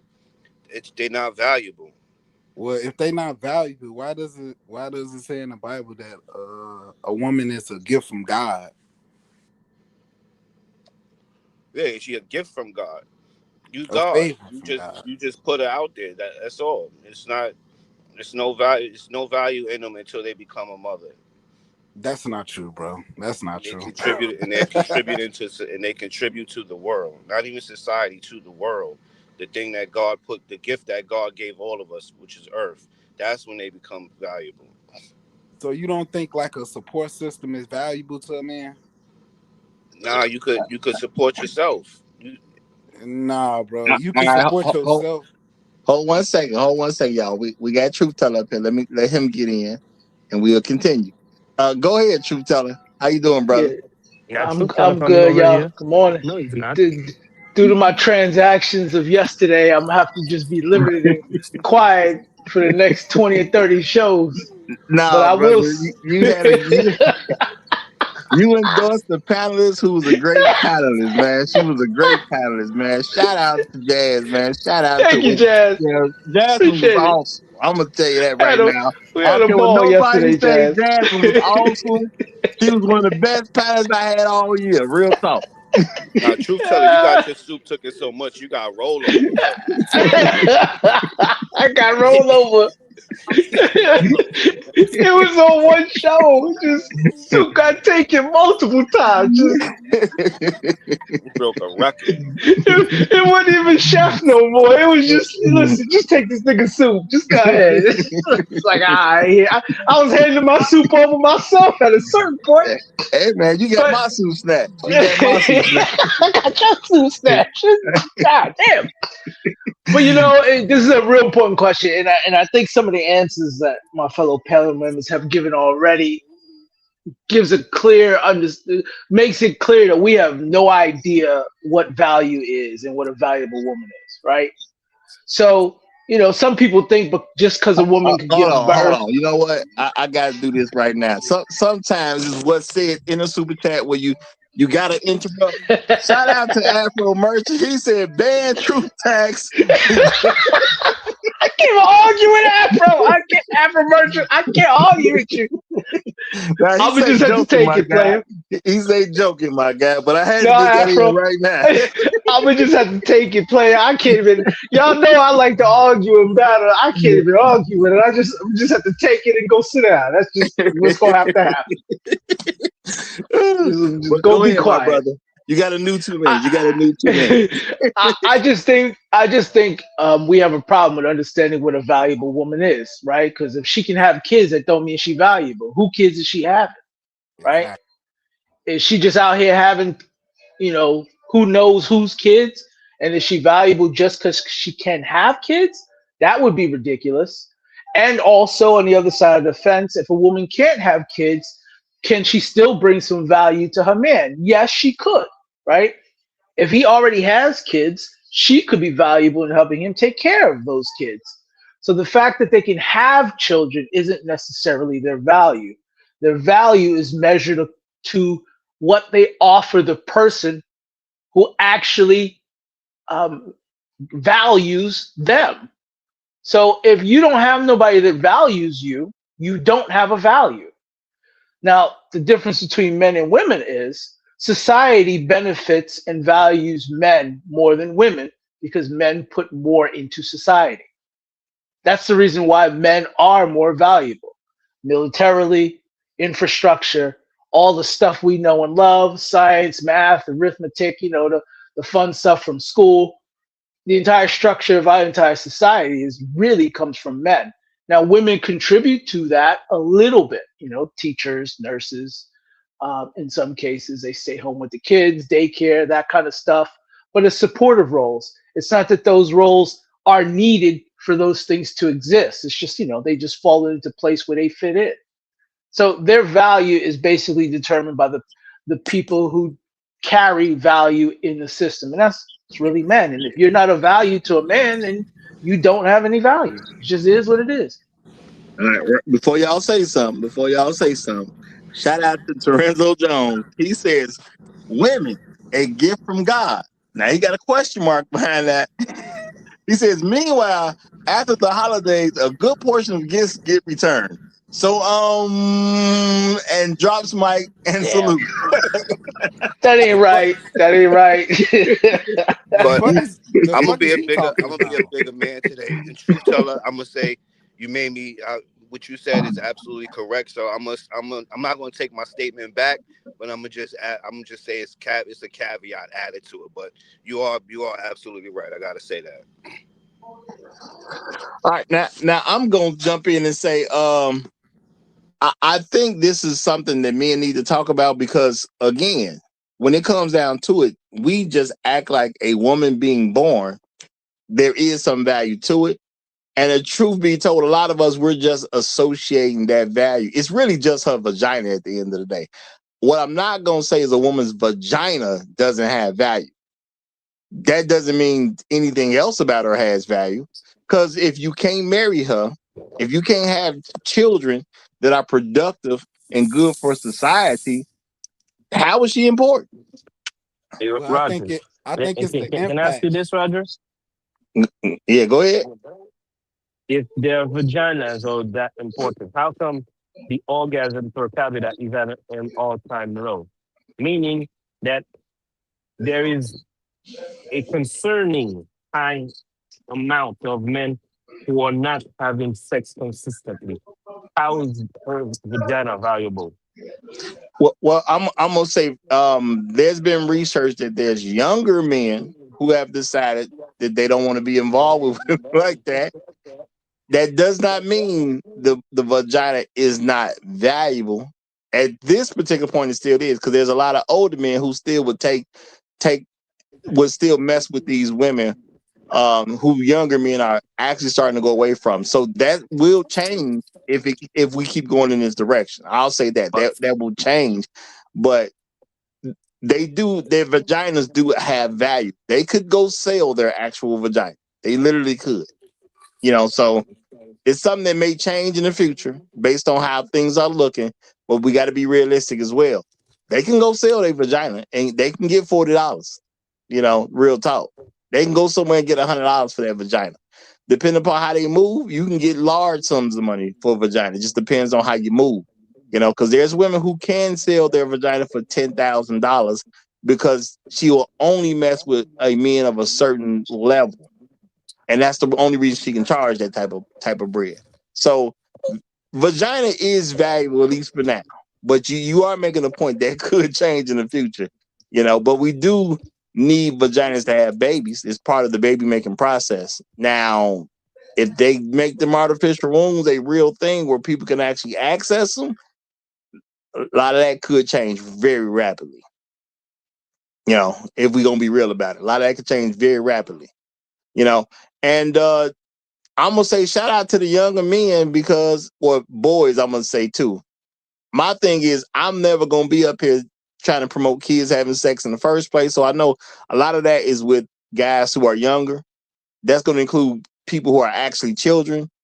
I'm not gonna be up here saying children should have sex. That's not good as far as I'm concerned. I'm not gonna promote children should have sex. But I do understand there's certain things going on with the 30 and under crowd that they're looking at right now. And stuff is starting to change. So the thing is, the fact that you have some men who ain't even trying to be with women, it just says that a lot of them have overinflated egos about what's actually valuable about them. And truth be told, I think they're just responding to the truth. Because they're thinking about it. Do women actually have any value? What's the point of me bothering with her if there's no value in her for me to receive? I'm going to come to the table with a value. She's not going to give me valuable, so why do it? And because they're younger, there's certain things that ain't really clouding their vision. Because I'm going to say it's one of the hardest things for an adult to stop doing is to stop having sex. It is hard for adults to stop having sex. Okay? I'm not saying a person can't do it cold turkey, but that's a big decision on anybody's part. It's big to stop having sex. Now, if you ain't never had sex before and you trying to see the value before, and you not even looking at vagina, I don't know what to tell a woman at that point. Guess what? You're gonna have to perform. For the men that say that women are not valuable, can you please explain to me how? No. How is she valuable? Again, I already used an example. Well, no. Hold on 1 second, because I did want to come to you with this. Because you know what I'm saying? I mean, shout out to your pops, but let's be realistic. If I gotta be a drug addict for a woman to be valuable to me, that's not what I said. That's not what I said. I'm not saying you said that. That's the example you gave, though. So now my thing is, what about for men who aren't drug addicts? What about men who aren't alcoholics or something like that? If you don't have some type of glaring deficiency, where is a woman's value? The same thing applies, because again, the impact that a woman has on your life is long term. You're not gonna see her value until you look back at the guy you used to be before you got her, and the guy you are when you have her. It's gonna be two totally different people, and then that's when you're gonna really see her value. You know what I'm saying? Well, can I say something, man? Well, I was gonna go. Go ahead. Do you think, Sharp? Do your thing. You ain't get to talk a lot yesterday, so I know you got. He shouldn't have talked a lot yesterday. He shouldn't have. He should have. I ain't gonna never live this down. Listen, I'm gonna just come on here one day and put myself on mute and just sit the whole time. I ain't gonna say nothing. I gotta climb out this. I gotta climb out this hole somewhere. I'll let it go, but it's too fresh right now.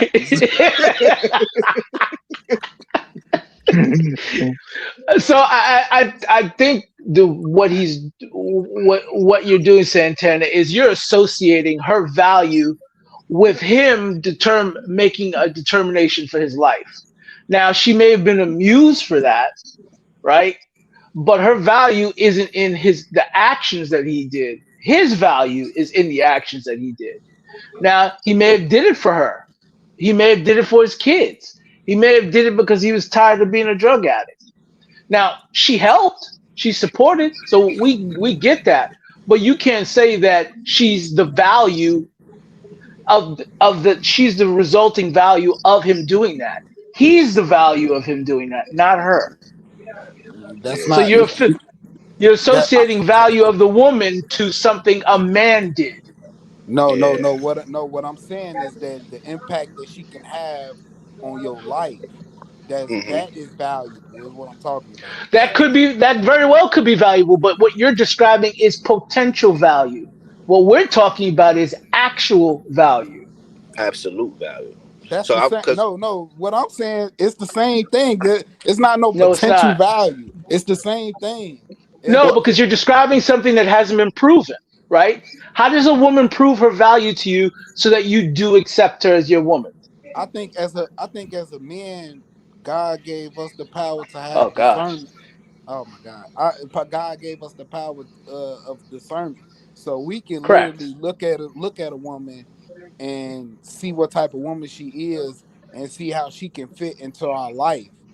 And and uh, Okay. and and Okay. to be honest, if you can see her fitting in your life and contributing in a certain way, that is valuable. All right, That is. so That's I'm gonna what we give. call actual. Well, hold on, Shark. That's what we call actual value. You just described what I'm talking about. So I'm Yeah, gonna Proof, that's what I'm say. saying. It's the proof of same thing. concept. We got So proof of concept. yeah, so Right. Santana, I'm gonna need you to use your discernment real quick, right? A man's a man's You job stupid Shark. a man's job is to protect, provide, and lead, right? Right. That's all work you're doing. You basically put like, so how will she value if you have to protect her, you have to provide her, and you have to lead her? I think it's some type of they value comes in a couple different ways. It's not so it's not like ours. They it's the energy they give. You know what I'm saying? It's something that they give a man spiritually, emotionally, that is valuable to a man, so he can go out and do those things as far as provide and protect. Now you know what, I could rock with that. So I'm gonna say another. I'll add a caveat. In the last 25 years, they don't have value. Because the Oh, women okay. of yesterday did do those things. They would, what I mean, breathe some air into your chest and get you and make you want to jump out the window and build buildings and make elevators and invent the wheel Come and on with that wheel on fire. But shit. now Facts though. they don't even want to have children. They don't even want to be in a relationship. So I would say now I could, now it's a wrap. They don't have any value. All right, now yeah, let's put a pin in it right there because we got no placeholder who done came up. So no placeholder. You got the mic, brother. I hope that nigga was smoking his weed because he gonna go crazy right now. Dog, Shark. I participated before I came up. You know what I'm saying? All So, right, bet. All right, so you cool. He good. He good. He good, Roger. He good. yeah, Mhm. listen, I'm in my best spirits right now. What's going on, fellas? What's going on, brother? But yeah, Roger, great show. Glad to be back after the super chat event and everything at that marathon. Did a great job, by the way. Got to give you credit for that. So, Thank you, brother. Thank you. but Appreciate it. yeah, but yes, so I'm going to come in with this from the point of view of value of the women. I'm going to talk about it from the point of view of the most advantageous. As a person that's currently married, my parents are still married, and my grandparents are married to the day they die. So, on both sides. So, um, what I'm going to say is that it is true as a functional man that's going that has a plan that is going to a particular destination or towards an end. You The women have access to to sex, and they have access to children, and they have the capacity to provide loyal and reliable help um in that way. So these are in my opinion, the apex of the female value. And as a person that's married and is also a functional male, I can pretty much do everything that I want to do on my own. I really, I'm saying this whole idea of pouring of energy and guidance and like enlightenment. No, it's all what they call it, cap. I said I can do everything on my own. I'm very capable of doing everything on my own. I'm just a man that's intelligent also, that understands that women exist and I have need for them. So having a reliable female, which is basically a wife, is the most advantageous version. And it does make your situation stable in the sense that it prevents you from having to deal with the nature of being a man, which is what I wanted to have sex, and then having to deal with these women in this disadvantageous way. So there is an advantage to having that stable female that knows what's going on, and also she can give you children and helps you propagate going forward. So this is the apex in terms of value of women. I don't see anything else beyond that. But yeah, I'll land there, Roger. Thank you. All right, I was about to say something, but now here come Black Uru coming in the door. So Black Uru, boom, you on stage. You got the mic, my brother. You got the mic. Well, you're muted right now, Black Uru.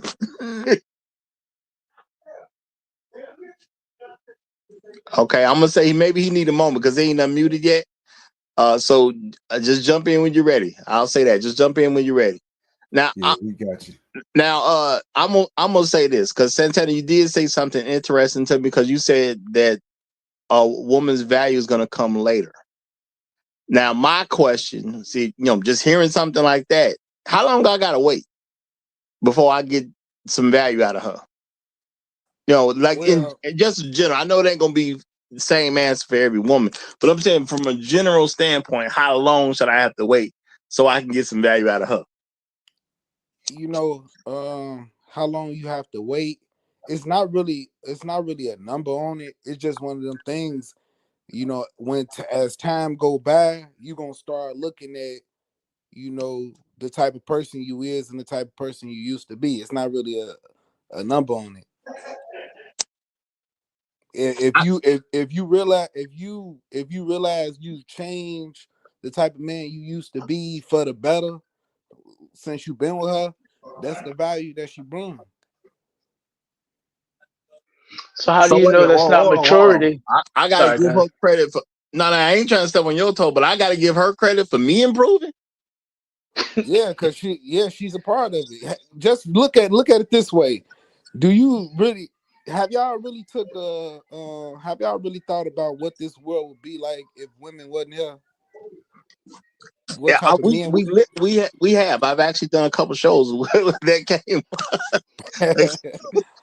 Do y'all realize what type of dangerous place we'll be living in? We'll be around a bunch of men that's always mad and grumpy.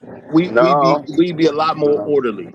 No, that's women not. were No, not. that's cap. Women That's bring cap. no. I don't Women know if bring. y'all ever been to jail. I don't know if y'all ever been to jail before. I'm sorry. Who's in jail? The men who are out of order. No, I'm saying I'm using jail as You're talking example about of, prison. You're talking about prison because there is a difference between jail and prison. So people need to okay. learn to make that distinction. But you're talking about the people who weren't following the rules in the first place. Now, so you have the most unruly people in the prison, the most unruly in the prison. Now, when it comes down to it, bro, I'm saying this: men do bring order. So therefore, if you didn't have women, if we was producing children without women, you know what I'm saying? If it wasn't a sexual thing, it was just we do put something in the machine and boom, a kid come out. Then no, the world would be far more orderly because men respect order. It just is what it is. And the men who don't have respect for order, we probably just kill them a lot faster. Truth be told, prison wouldn't be as overcrowded. We probably kill them a lot faster than what we do. I think the reason women probably have help with people getting life sentences and they can be in prison for 30, 40 years and we wait on them to die. I think if women weren't around, we'd probably kill them faster. Real talk. I'm speaking about psychologically. I'm talking about where do you think men would be emotionally, we would be spiritually if fine if women they didn't exist. We would be fine, brother. We'd be fine. We would be fine. Yeah. It would be no competition. That's a lie. I agree. No, most men are perfectly functional, Santana. I gotta tell you, dude, you don't understand what it means to be married, bro. Because you're not married. Like it's like literally somebody handing you a new responsibility. I don't know what you think it is, man. You know what I'm saying it's like you have to have it forever. It's like a grown You child, bro. You can't run from that. So it's like I mean, I'm like, what are you talking about, bro? You can't run from it. So I'm glad somebody else said it. I disagree because to be honest, sometimes I look at the way my woman makes me feel, and it's like I couldn't even imagine what type of headspace I'd be in without that feeling she's giving me. So it's definitely I don't know what y'all Well, talking hold about, on, but brother, hold on. It's cool if your woman helps you in a certain way, but realistically, I'm just saying realistically, like you said earlier, well, if you know you got a woman, you got to help her, you got to give her credit for becoming who you are. I am not saying women can't motivate a man, because that's definitely true. A woman can motivate a man. But I'm gonna be a better man 10 years from now than I was 10 years ago, whether I got one or not. That's gonna automatically happen because of who I am. It's not her. That's me. That's Because true. I like being better.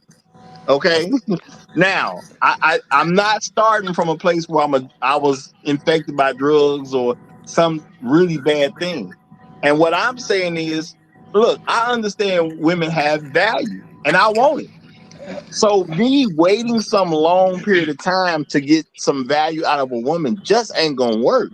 You a failure if you can't give me no value. Man, if I don't see value within 30 days, you gone. Especially when there's other tools out here that you can go get. And that's what you're speaking from. You're speaking from a position where, I mean, if I didn't have this tool over here, boy, it's like I got a new cutting saw, right? And yeah, it motivates me to want to go get up and do some things because I know it's going to be easier for me to use this tool. You know what I'm saying? Now I'm geeked about it. But when I didn't have that tool, yeah, I might not have been the greatest at what I was doing, but I'm still doing it. What I'm speaking on is maturity. You're naturally gonna, as age and life start dealing with you, you're naturally gonna mature. Now, because you do that with a person in your proximity, is different. So you're gonna automatically say, okay, since this person or individual was in my immediate proximity, and as I matured, I have to give a percentage of credit, right, to this individual. And I'm not knocking that because that is a thing, but I'm saying it could have been anything there. It could have been a dog there, it could have been, maybe a couple more sisters or an added family member. That could have been replaced by anything if we talking about mind frame. But a woman's place is to help build your legacy that you already have planned. Because you're gonna be you regardless, and you're gonna mature and you're gonna upgrade. The guy you are now, you will not be tomorrow. Wait, And she might be there and she might not, but your plan has to progress regardless. wait, So Rod, yeah, Rod, you said 30 days. Yeah, What does a woman have in to show you 30 in 30 days, days? I want value, brother. If I Okay, don't get so some value in 30 days, she got the roll. But hold okay, fast. what? No, Okay, hold fast. I know you want to get to it, but Black Roo done came up, Chef Mike done came up, and Jado done came up. So I got to get them in. So we'll come back to that. We'll come back to that. Truth Black Roo, teller, Chef Mike came up. no, I think. Well, I would say we say, but truth teller, yeah, ain't no telling. You know what I'm saying? Ain't no I be getting telling. niggas in trouble, so you never know. Yeah. So You never know. Blackaroo, you got the floor. We're gonna immediately go to Chef Mike after that, and then immediately go to Jado after that. So y'all just hold it in. I know you're gonna want to get something out, but just hold it in. Blackaroo, you got the floor, brother. pause. Oh, now he done muted again. He unmuted. I thought he unmuted. Okay. Well, Chef Mike, go right ahead then if Blackaroo ain't ready. All right. Good morning, good afternoon, good evening, wherever you happen to find yourselves. Roger, I trust all is well. This is going to be quick because I can't stay long, but I cannot believe Truth Teller actually brought his behind up on the panel today and had something to say. This man of all people got something to say about the value of women? This dude. Truth teller, the same truth teller that got us trolled for 12 hours yesterday. Okay, I just wanted to make sure. I'm just wanting to make sure who was up on the panel. That's the first thing. Second thing, my troll tolerance is really, really, really gone. So, yeah, Santana, I'm gonna tell you now. You sound like you trolling again, bruh. I'm so quick to snatch soup today. I ain't even lying. I ain't gonna snatch it right now. I'm just saying, bruh, dude, you sound like a big baby. I don't mean to be insulting, but I mean to be impactful. You really make it difficult for men to have a conversation because you sound like you're reading talking points that you've heard your aunts, your mother, your sisters, your cousins say. Because these are all of the things that we hear rhetorically in our ears when we listen to these women out here. And you're saying the same thing. Bruh, I'm gonna need you not to, and I understand this, not trying to create anything close to an echo chamber. But if you still stuck on this and we presenting logical reasons, logical questions we're asking, but you're asking us to actually accept something that is esoteric, something that is spiritual, something that everybody does not subscribe to, and that's not an answer. And it seems as if you're still trolling, bro. Yeah, That's all I got to say. you know what, Wait, Chef? wait a minute. Oh goodness, wait a minute. That's all I got to say. I got to go finish. I'm gonna listen in the clouds. I'm gonna listen in the clouds, but I got to go and finish doing what I'm doing. I just had to get it out of my chest. I really can't believe Truth Teller had the nerve, the unmitigated gall, the hairy cojones to come up on the panel today and talk about the value of a woman. Boy, look at here. True. That's all I got to say. I'm done. Roger, y'all enjoy the rest of the show. All right.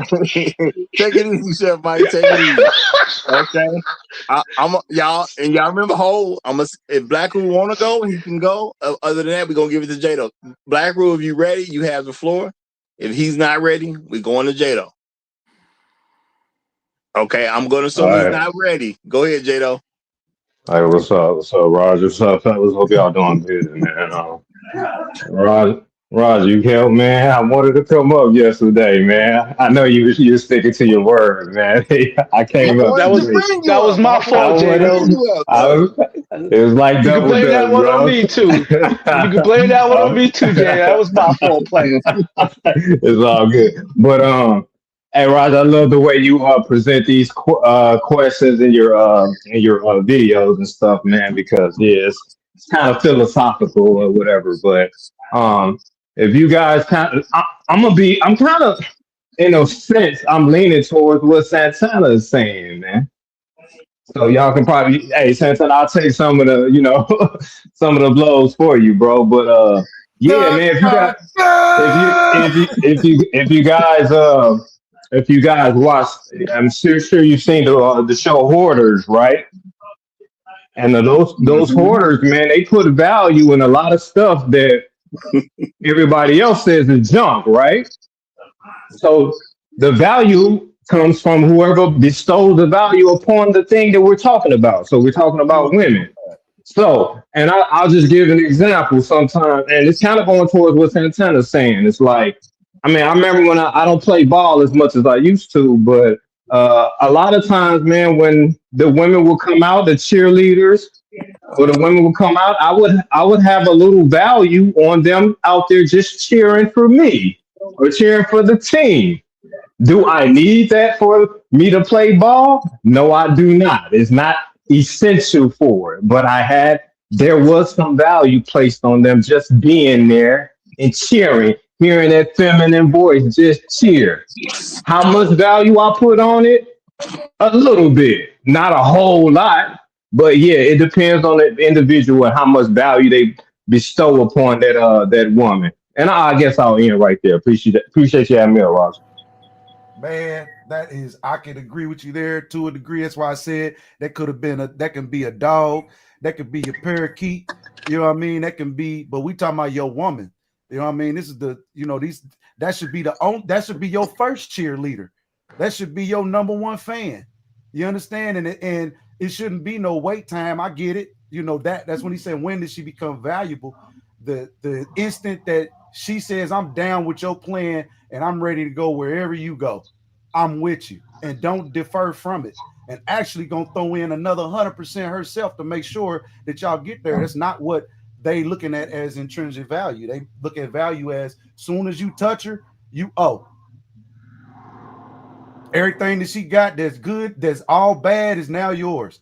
And it only be focused on that. Don't be focused on no building and growing and none of that. It's always, what can I get? What can I get? And he's saying for all, but for majority and for generally, that's what we talking about. And if this was not a behavior, we wouldn't even be able to speak on this. I'm still trying to figure out, what did I say that was? Hold on, real quick. Shout out to No Placeholder. He dropped $5 on the super sticker. Appreciate you big time, my brother. Appreciate you big time. And shout out to Trust. She says, long live Jado. Hey, shout out to you, brother. Shout out to you. Santana, go ahead and say what you were saying right there. Nah, you know, because it's kind of confused me because I didn't even know what I said. What was trolling? Like what? I don't even. Now, I was hey, confused. sometimes it's gonna be that way. At the end of the day, man, sometimes it's gonna be that You know way. what? Cause You know what? Last time that was the last time I was on the show. Something like that happened, and he said the same thing. It's bro, like he said we had a 4 hour troll yesterday. Okay. And I believe she was being sincere. So sometimes it ain't even about your sincerity. It's just that's about kind of what's being put out there. that's But kind of weird. I have given him the right to make certain decisions, him and the pit crew. So I just gotta roll with what they do, brother. I gotta roll with what they do. So it just is what it is. Ain't no point in getting stressed about it. But I'm gonna say this though.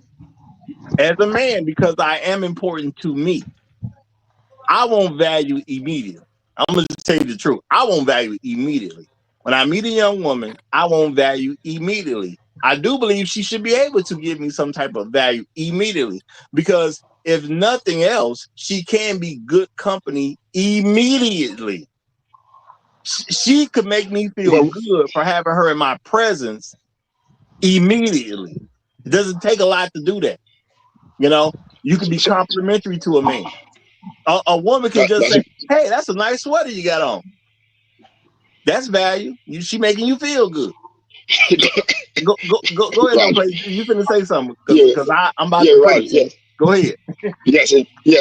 Yes, quickly. So I understand what Santana is trying to achieve with this whole esoteric approach towards value, but it's really concrete in a sense that he wants the female to present value from the point of view of existing, and we're basically from the analogies mentioned earlier, like what men are required is actually empirical in protection, provision, and what I'm saying, and all those things. So it's like it can't be like she motivates you, she makes you. You know what I'm saying, and even those things that you are talking about, Santana, those were a result of patriarchal standards where women were actually grown up and taught to actually achieve things that were advantageous to men. That was actually the result of training. So them being women were not the result of why they were able to just get those results. Men trained them to be advantageous to men, and then it basically resulted in those. I said men getting those results. So it wasn't just simply them being girls or being women. I said, but nevertheless, that's all I want to say about it. Thank you. So how many men have taught they women not necessarily how to cook, but how to cook for them? And they may have came in knowing how to cook, but not quite the way that you need to be cooked for, or quite they could take care of something, but not quite the way you would do it, right? And there's a certain standard that each man sets.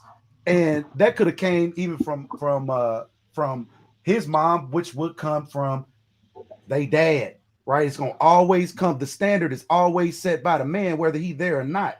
Those way of doing things is set by the men, and that's really what's most important. So never get I, it twisted. I I agree. think we get hold on real quick. We get into a society where we start to favor our pets, if we will. You know what I'm saying? We get so comfortable in life that now we are comfortable in life that we can now treat our pets as if they are kids, right? If they are children, and they'll probably start. So I'm saying we are in a situation where now we can overvalue whatever person we get into our life because we have that liberty to actually do that. And before it wasn't that. You had to come with your actual value. You had to be worth something. You had to pull up to the dad with something before you even try to even pull said chick, or said chick had to get with all her your mom and sisters, and they gonna vet her, right? If she can't even get through them, we're not even gonna talk about the value that they feel like, you know what I'm saying, we feel like we that they have.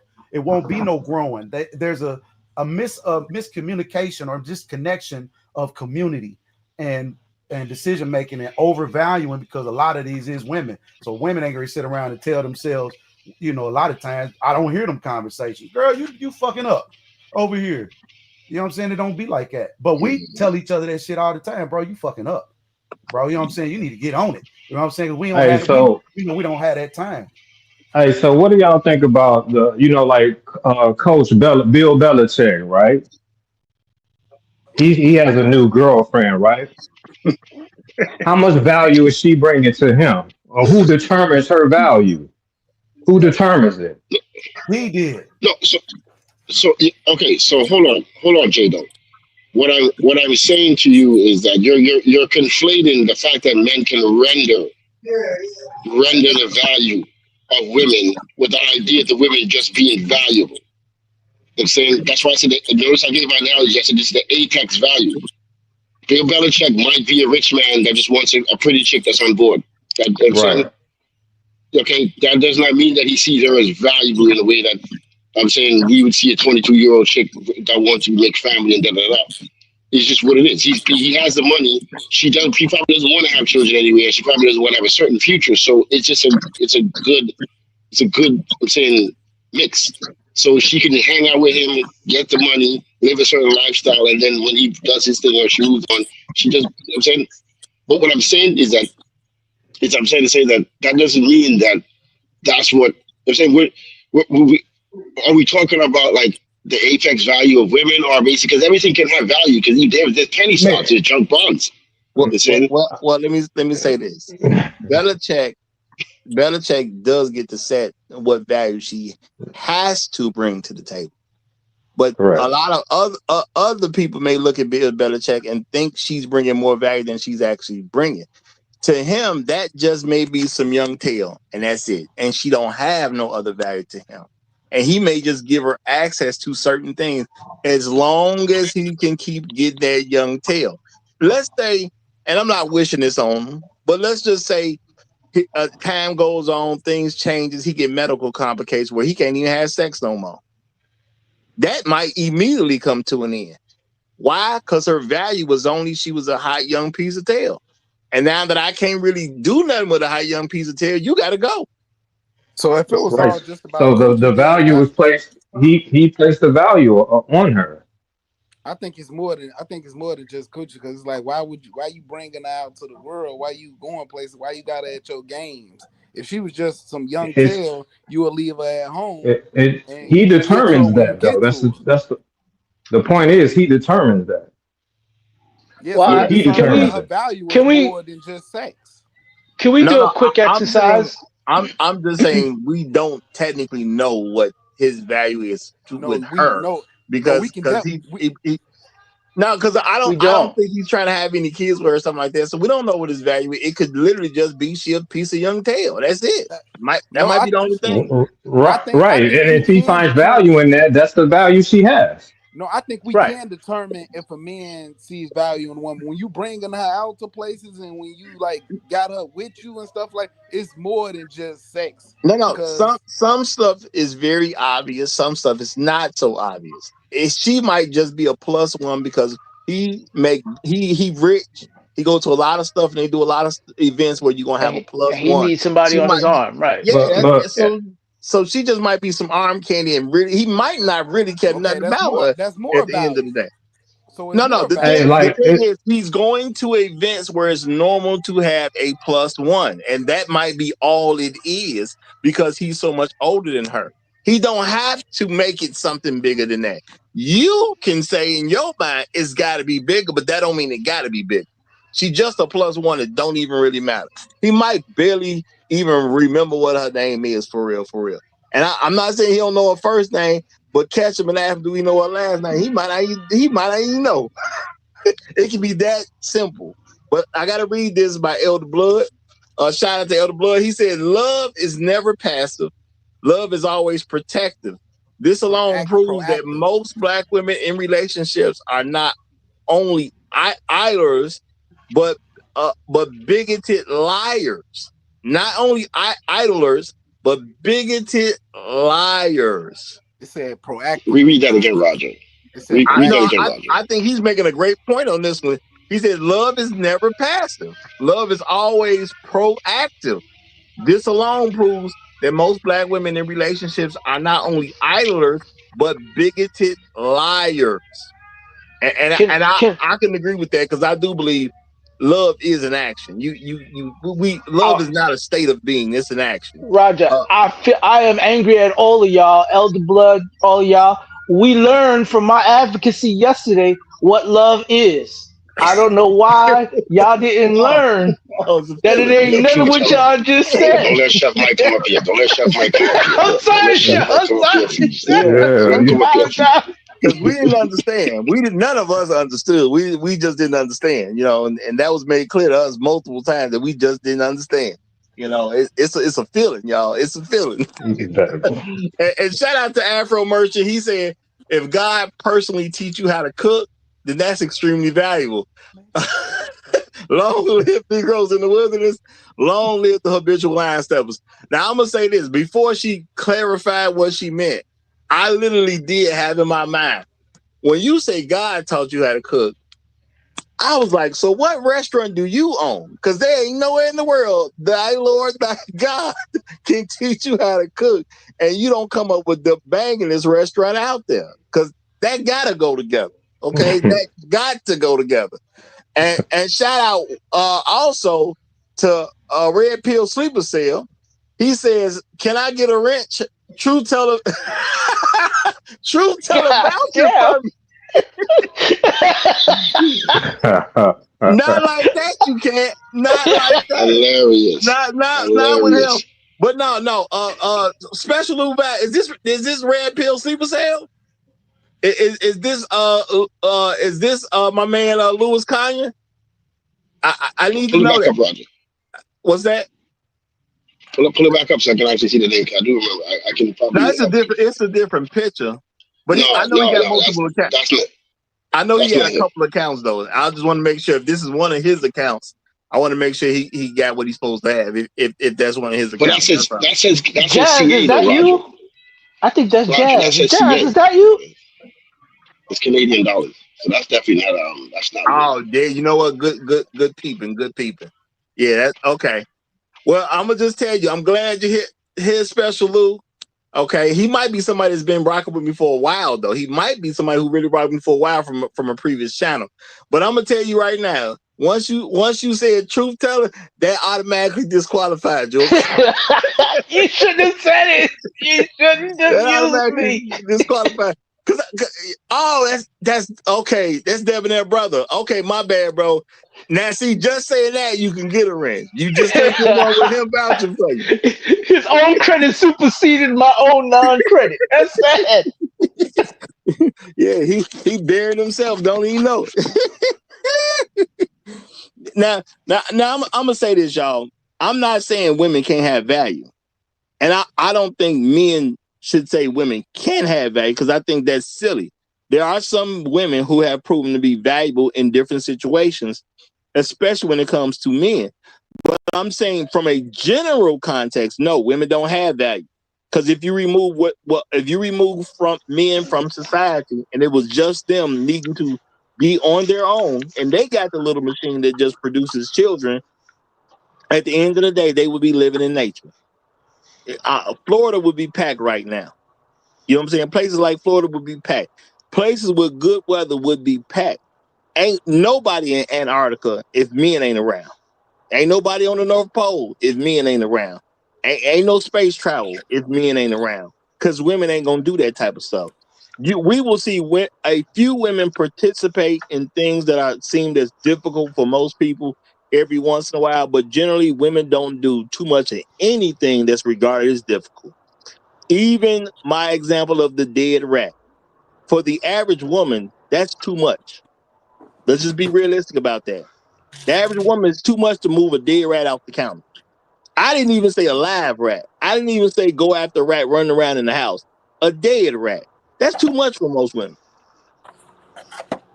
Now, so you're not gonna really have a society if you needed women to build it. So how much valuable can they actually be? Now that's not me saying they can't be valuable. I'm just saying let's be realistic about what value they actually gonna have. No. Now Shark said he wouldn't he leave the apartment. But let's say Shark just moved into let's say Shark moved into an apartment and he signed a year lease, but he 4 months in. Shark gotta move that dead rat at that point. Shark gonna do what a man gotta do. He ain't gonna want to, obviously. But at the end of the day, he gonna get the dead rat off the counter. Cause who gonna leave a dead rat on the counter? You know how nasty you got to be to leave a dead rat on the counter.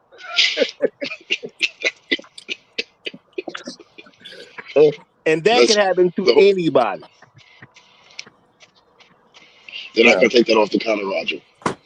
But a second point I want to make, Roger, that the whole idea behind the whole feminist movement and getting into the workspace, well, at least the push behind it, was to revalue what we're talking about, which is introduce alternative values. This was kind of like the whole theory behind it. If the women were to generate income, have degrees, be able to be participating in the workforce, the primary apex value that I mentioned a moment ago about being able to be, I'm saying, provide assistance to as a wife, they wanted to redistribute that. They didn't want that to be the apex value. They wanted to have other value, and it hasn't worked out. So, and just to prove to your point about women having value, it has not worked out because when they do generate income, it's often easy ways that are already on top of already hard work, so they're not really adding meaningful value. It's work that's often assisted in other work that's actually more difficult. So, Hey, no placeholder. Let me ask you something, brother. And so why did men, if men wanted to thwart or just kill the feminist movement, could we have done that? what you said, what we done? I'm saying physically, if men all decided, hey, ain't gonna be no feminist movement, could we have stopped that? Why didn't we? Well, essentially because let's put it the way that makes sense, Jado. We built the order and structure for the women and our children. So a couple of us betrayed the rest of us within this order and structure. We don't like anarchy. That's why we built the order and the structure. So we just have a problem with our elites. You know what I'm saying? That's what it is. So we don't want to get rid of everything just to basically resolve you know what I'm saying? Like, we don't want the women to suffer. We don't want to be in an environment where we can't have women and children and families. We just basically need to resolve the problem we have with our elites. Where I'm saying they keep pumping this stuff in the school and all that stuff, so we can get back a society and use it the way we intended. But that's my answer. I don't think people understand that feminism, the basis, the concrete, the foundation of feminism are men. People miss that. They just think it's a bunch of chicks running around and all of that. Because, you know, when feminism first came out, most women didn't want to do it. They didn't want the right to vote. Yeah, because they didn't want to have responsibility. Hey, but true teller, that you're on to something. You're definitely on to something. Why do you think that is, though? Why is that? Well, I mean, there were certain reasons why the men supported it, and we can see that it was basically financial gain, to put it simply. Yeah, and not only that, and also political stagnation. They wanted to make sure they had a little bit of that cooking. Can't make money if people know what they vote and what they vote's supposed to result in. You know what I mean? So yeah, that's something else that you gotta pay attention. And then I'm gonna say the average man got on board because he thought he was just being supportive to his average woman or the average woman of his community. He thought he was doing something good to say, well, yeah, we want to make sure women are empowered to do X, Y, and Z. But when it come down to it, yeah, women had a lot of issues with that because voting was attached to being able to go to a war and die. So a lot of women didn't even want the right to vote because they didn't want to deal with going to a war to die. You know, so you got to think about things contextually too, and history. A lot of times, the context of what was going on is not necessarily represented after so much time has gone past. The reason women didn't want to vote is because they knew, based on how things were set up, the people who voted could go die in the war, and they wasn't with that. Just is what it is. But somehow stuff got finagled, so now they got the right to vote without having to worry about being able to get drafted and die in the war. So now they cool with it. See? And that's why I say if women were in charge, if men were never in charge of stuff and it was always women in charge, we wouldn't even have a society. Because anytime the hard stuff come up, most of them just gonna dip out. Y'all figured out where it ain't hard no more, then I'll come back. So now, when I see people who move like this, how am I supposed to see quote unquote intrinsic value? Well, I mean, that's different. That's different. If you're talking about value as far amongst a society of women compared to her value to a man, that's no. I'm saying any woman can possibly be valued to a man. That's always there. Any woman also can possibly be valued in a society. Just breathing. Where does it come from? No, I don't think so. No. What woman can't be a value in a society? She has the ability to become a value to a society. She does have the ability. What are we doing that she really can't do?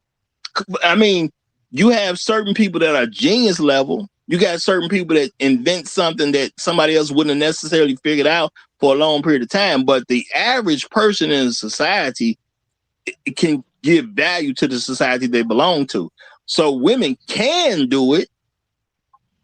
They have the right to do it. So ain't nothing stopping them but them. So now my thing is, if I see people who are choosing not to be of value, why would I see those people valuable? Why would I see them as a value? I don't see what they're doing that make them valuable. It's an individual case for a person. If you on a team and you helping us win, we see you as valuable.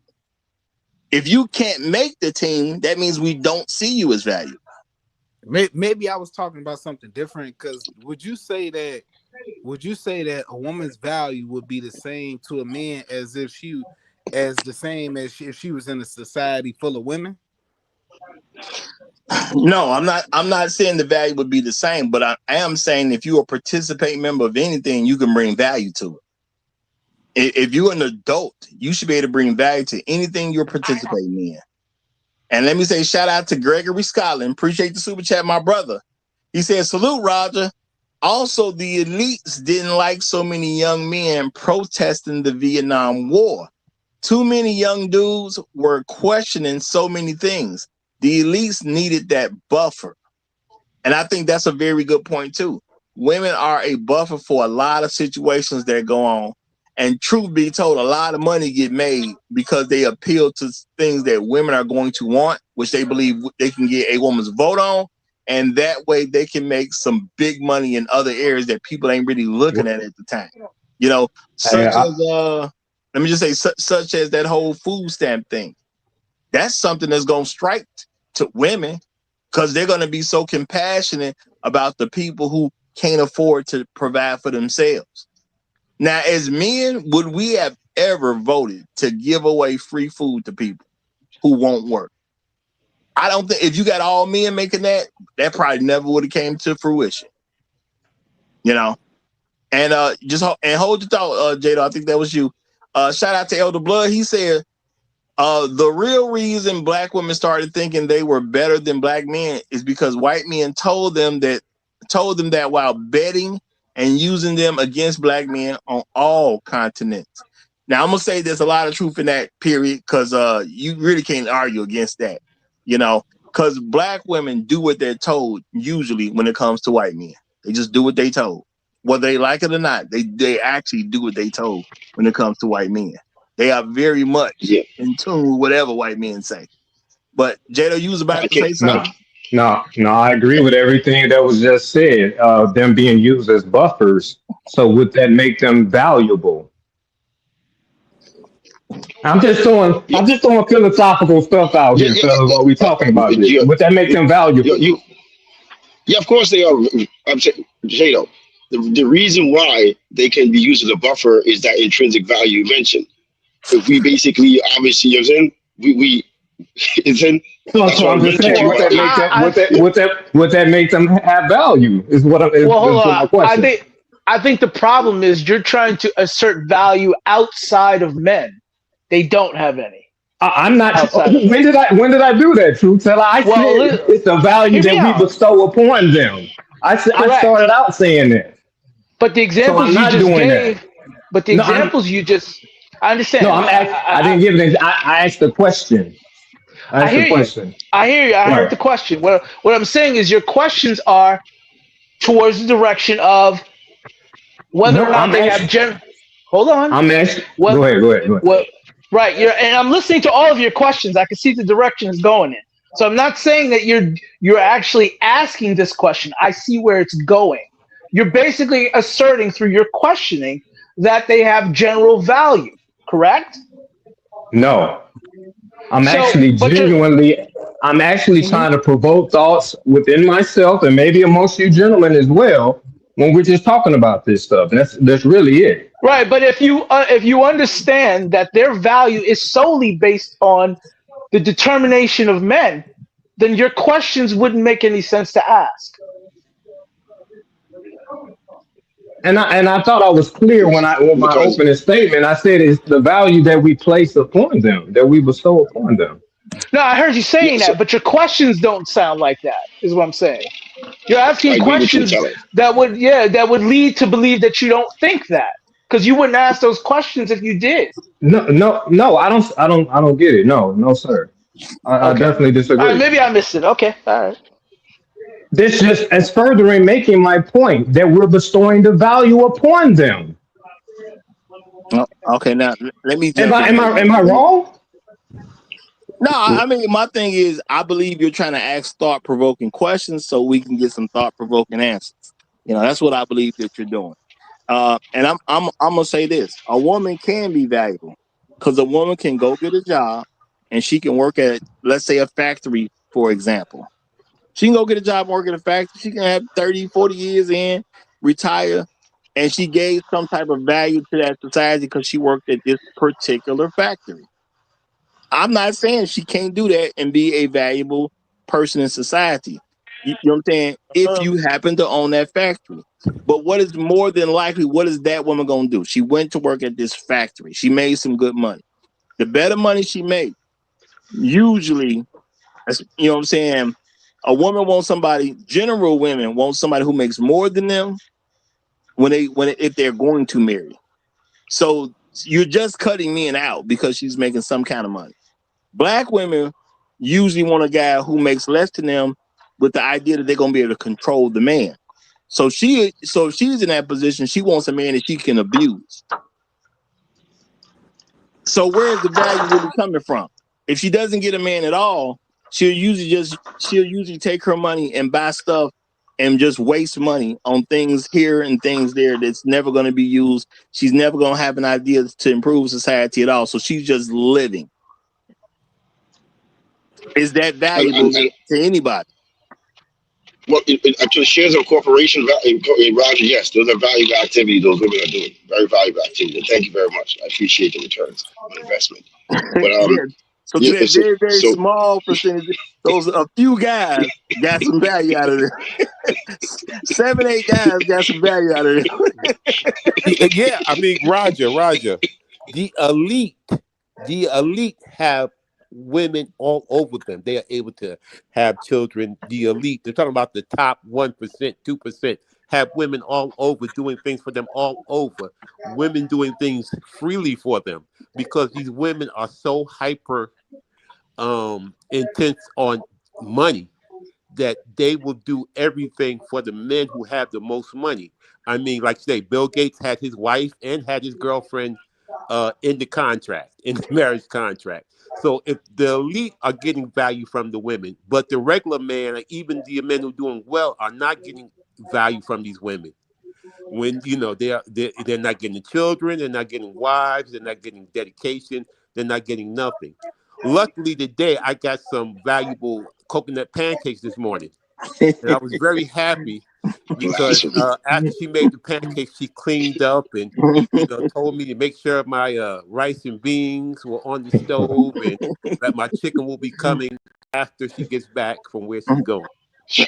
Okay. Well, let me throw this out there because my thing is this: if the elites can get value and other men don't get value, then from that context you got to say they're not valuable because they're not valuable to the average man. It's more of Correct. us than it's always going to be more average men than elite men. So if you take value from a societal standpoint, you have to be valued to the general public. Now, is a wife valuable to the general public? Absolutely, because she's just a lot valuable to the man she's married to, but she will have children that become more productive citizens if she's with a good man. They're going to have jobs that's going to affect people, or they're going to have businesses that are going to affect people, or they're going to be in the military affecting people, possibly even in the educational system affecting people in a positive way. Her value is going to be far more positive if she's with a married man, and there will be positive effects on society. She will show other people how to act, which will be good for society. So being married to a man is not just a positive for that one guy. It's a positive for a multitude of people.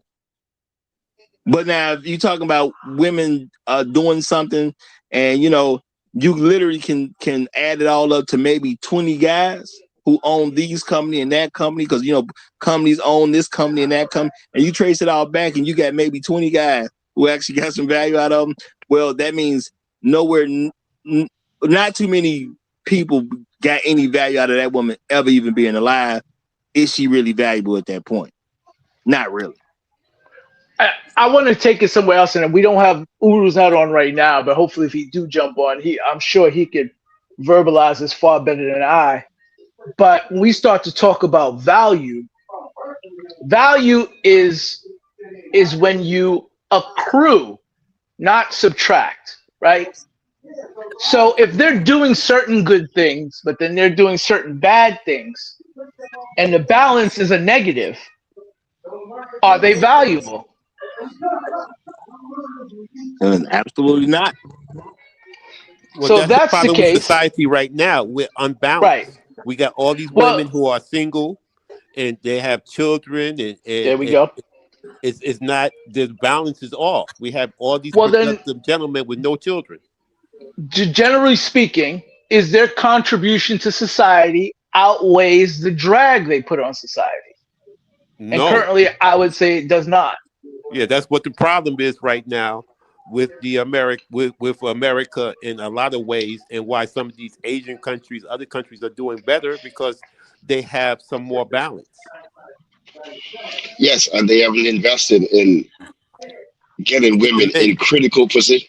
But yes, but more important that they invest in the men. In America, it's the opposite. They've invested in getting women into critical positions, and the women are not invested in basically getting results while having those critical positions, meaning that they've taken over the education system and they're not pumping out children that are worth $300 billion a year for education from the federal budget, which is ridiculous for you to have the quality of education you have. And a lot of women benefit from having those cushy jobs. You know what I'm saying? So that's what I mean.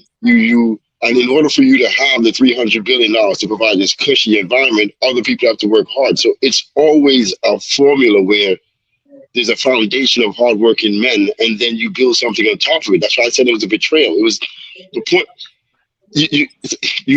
This would not work if the men are not hardworking or continue to do what it is. That's why you see they keep coming out like, 8 million men, young men between this age, are not working or trying to get employment, because they know what the whole equation is. So then what you're pointing out is a macro level. So right, I just referenced a societal level. And we go to the next level down, which is the contribution to their families. So are most women positive contributors, i.e., of value to their families?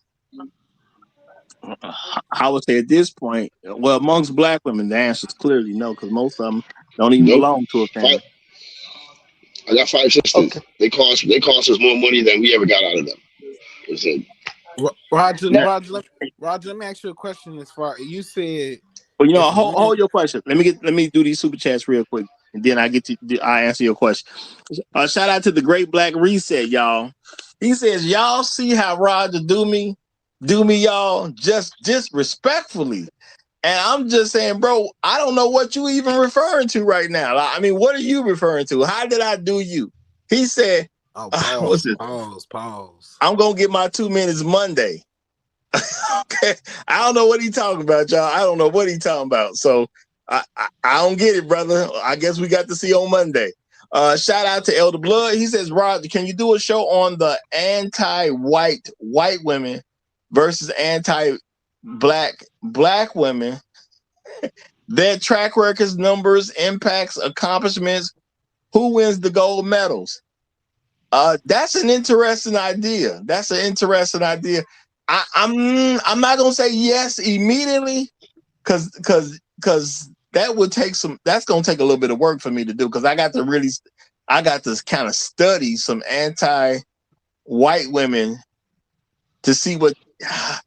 I don't know, bro. Because I think about already know. I think it's pretty clear who got the gold medal with that. it. Is that even? I mean, I don't. Maybe I don't know, man. What? Maybe I'm slow. No, No, I don't know. I mean, it's interesting.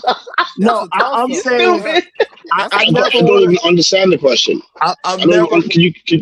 Could you Well, restate the I think question, Roger? 'Cause- I think he's just yeah. asking to look at how the anti-white women act and how they contribute to their society versus how anti-black No, women. it's an interesting subject. It Absolutely. is. It is. So Yeah, what? absolutely. But Sorry. I just personally like to come off well versed when I do any subject. So I'm gonna have to put a little work in just to kind of you know what I'm saying? Because if you gonna compare the two, man, I got to know.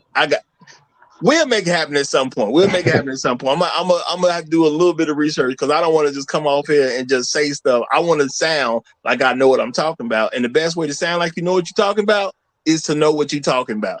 That's the way I do stuff. So, okay, I just screenshot this. I'm gonna look into this, brother. I'm saying I ain't saying I'm gonna do it immediately. I'll look into this one, okay? Because it is an interesting idea. Can y'all hear me? Did I just cut my? Okay, Yeah, my bad. I just cut myself off. My bad. I just cut myself off. Yeah, that idea is on the table. I'm taking a screenshot of this one right here so I can remember to put this in my notes and look into this, because this will make an interesting show for sure. It definitely make an interesting show for sure. Okay. Now, Santana, you wanted to ask a question? Go ahead, my brother. yeah. You said earlier that if a woman don't show you something or show you value in 30 days, you getting rid of her. What possibly can a woman show you in 30 days that would make you look at her as valuable? She can show me value day one. Like, but I'm saying, what can she do? Okay, let's say we sit down, we talking, right? Okay, let's say we go out to dinner, right? What's a woman naturally gonna ask me if we go to dinner? She gonna say, "What you do?" Let's say I tell her what I do. She can be complimentary toward what I do, or she can be antagonistic toward what I do. Think about it.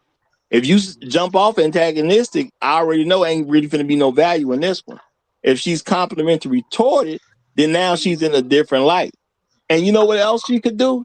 She could say, well, do you have any future plans? Okay, well, let me tell you some plans I got about how my future is going to be. She can start saying, well, you know what? I can help you do this. I can help you do that. She can start basically letting me know, hey, I ain't just any bum woman out here. I'm a woman who can actually help you get some things accomplished. And guess what she also can do within 30 days? She can do tasks for me. She can run errands for me. She can make meals for me. She can come clean up the crib for me. She can take care of my car for me. You know, you can take my car and go get it washed for me. Why? Because I'm busy. There's things women can do if they want to show value in the first 30 days. The thing is, do they care enough about you to even have an idea to help you in that first 30 days? And I'm Roger, she going to can say start most, making you some coconut pancakes and some absolutely. smothered turkey wings and clean up your house and decorate your house. And she could, so many things she can do. Oh, It's it's And millions plenty. and millions of all things. that shit sounds short term. And I'm not gonna disagree with you. No, no, I don't hold really. on, hold on. My thing is, in the first 30 days, you come over. If I let you in the crib, if I let you in the crib, because I'm real iffy about letting a woman even see where I live nowadays. But let's say I let you in the crib, you can instantly say, "Hey, you know what? This needs a woman's touch. Yeah, but Can I just do going X, off of Y, and what you Z for you?" Yeah, but just going off of what you said at first, when you saying telling her what you do, and she's telling you she can help you in this way.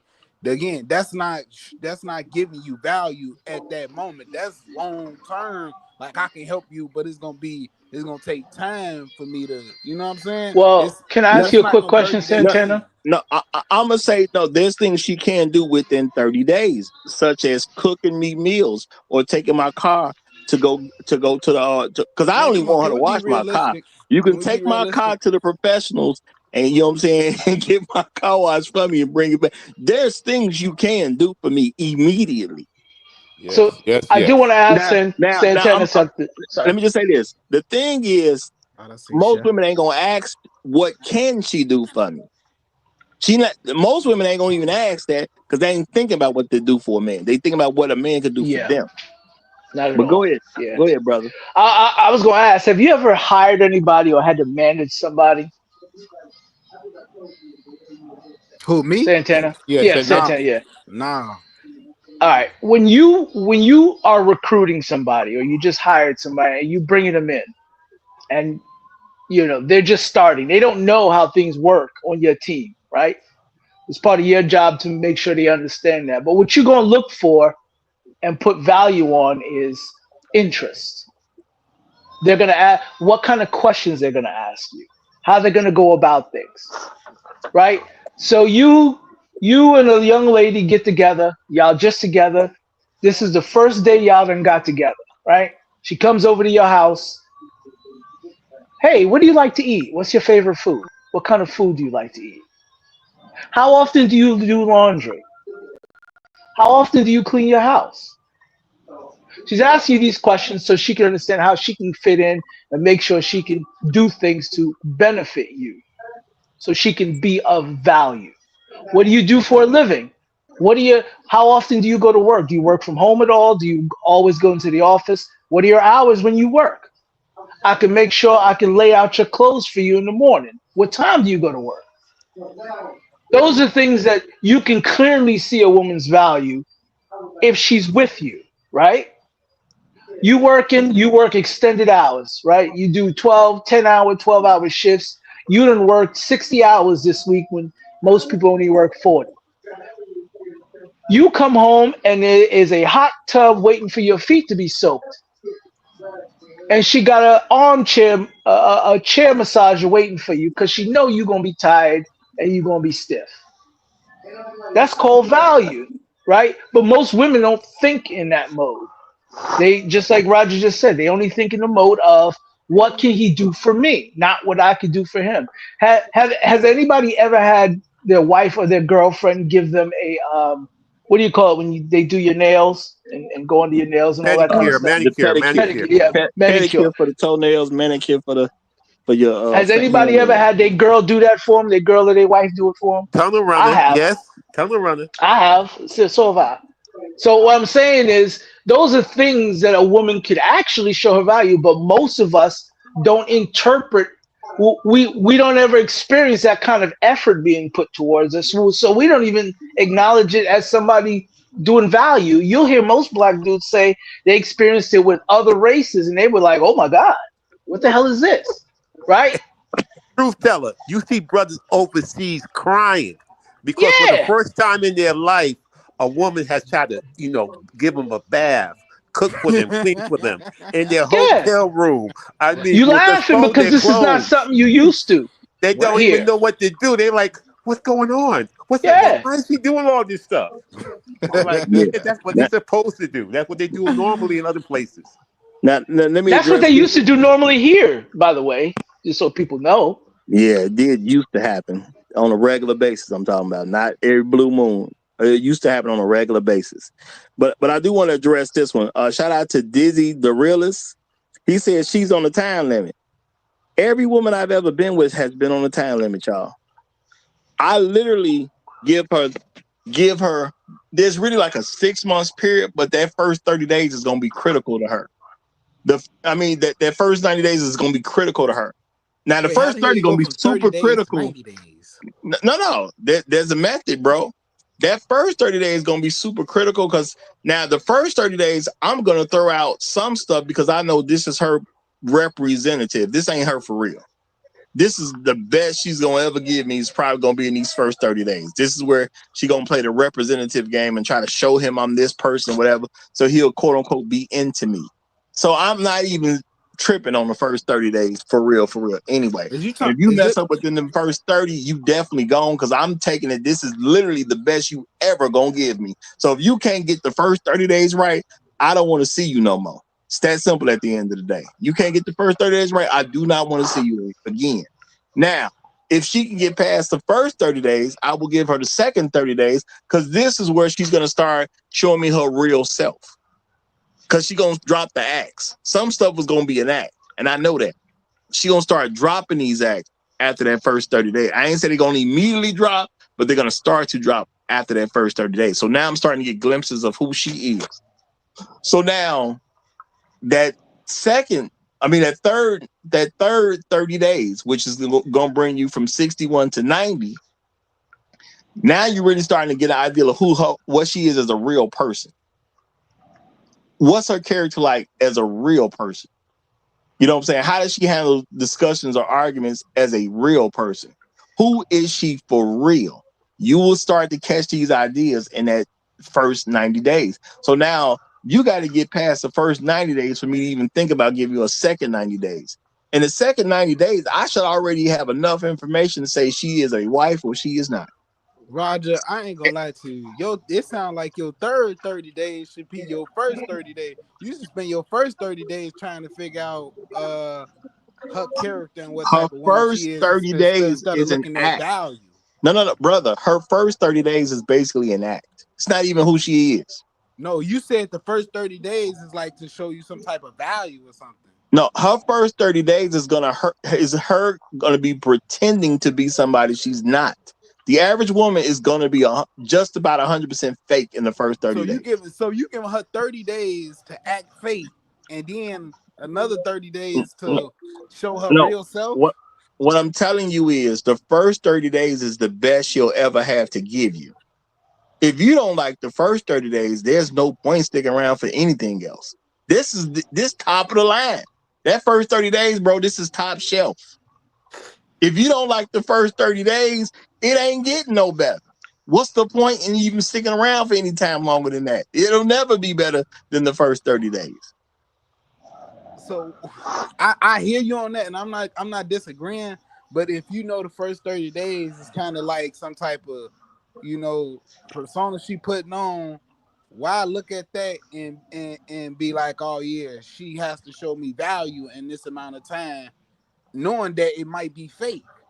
If you can't show me value when you're trying to be the absolute best you're going to present to me, if I can't see none, then I'm not going to see any later.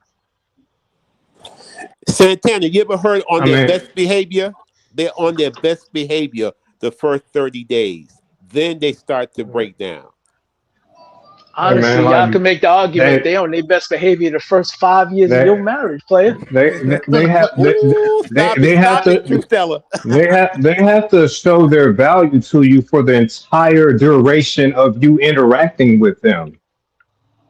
Exactly. The entire time. And what I'm saying to you, Santana, if I don't like the first 30 days, what sense does it make to me to be complaining about her and it's 3 years down the road somewhere? I didn't like her in the first 30 days. How could I get to 3 years? I'm an idiot at that point. Well, why put so much stock into the first 30 days if you know she's gonna come off as fake? Ooh. Because in reality, this is gonna be her best that she's ever going to give me. Okay, and again, so why put so much stock into it? Because if you can't do nothing that makes me feel good about you in the first 30 days, there's no reason to know you. It means your best ain't good enough. Why would I keep seeing you? Ain't nothing else happening if the first 30 days don't keep you around, bro. And Santana, I'm sure, Roger, it doesn't have to be 30 days. It might be 1 day. It might be 10 seconds, bro. He might say, you know what? It's not worth it, man. So I think we kind of stuck on the 30-day thing, man. Yeah, it might be 2 days. You meet a woman, you could have a bad conversation with her the first day you met her. Yes. Boom, it's over with, man. I'm gone already. We'll never get to the date. It's plenty of women I done talked to, didn't have a lot of time. When I met them, got on the phone with her, boom, you blew it. It's over with. You ain't never got to worry about me taking you anywhere. Because you couldn't be good enough on the phone call. Yeah. Bro, if you can't, quote unquote, impress somebody immediately, there's no point in keeping them on. Why do I need some woman around for 3 months when I ain't like her in the first 30 days? That's basically kind of what you asked. I don't know if you noticed that's what you asking me, but that's what you're saying, bro. If I don't like her in the first 30 days, why is she there for 3 months? Santana. There's some women that you will say hello, beautiful, and they will say, who you talking to, N-word? You know it's over with from the get-go. Out of spite. Maybe I am stuck on the 30 days. My bad, but when you said that she got 30 days to show you value, knowing that is some type of persona, she acting fake. Ain't even no need to bro. You got to confirm who she is later on down the road anyway. But most women are going to put their best foot forward in the beginning, which means your first 30 days. But let me let the great Black Reset get in here. No, it's too late. It's too late. No.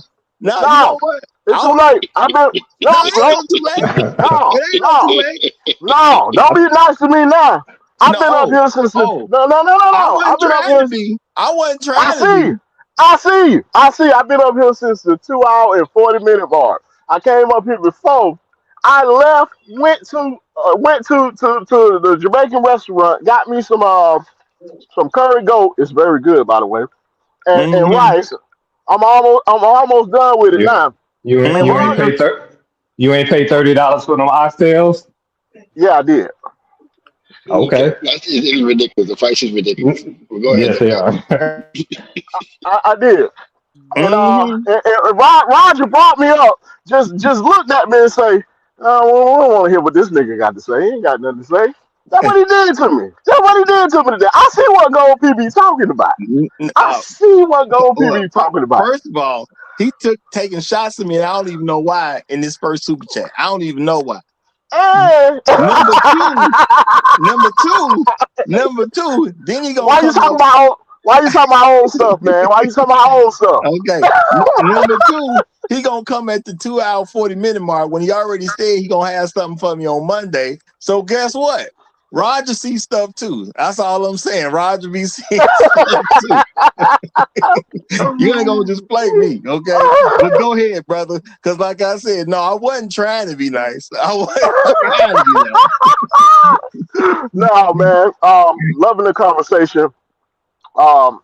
Man, women, they can have value, and Roger is actually displaying it correctly. It's just, Santana. Welcome back, Santana. We missed you. We needed you here yesterday. We would have had a 24-hour podcast if you was here yesterday. But Roger's correct.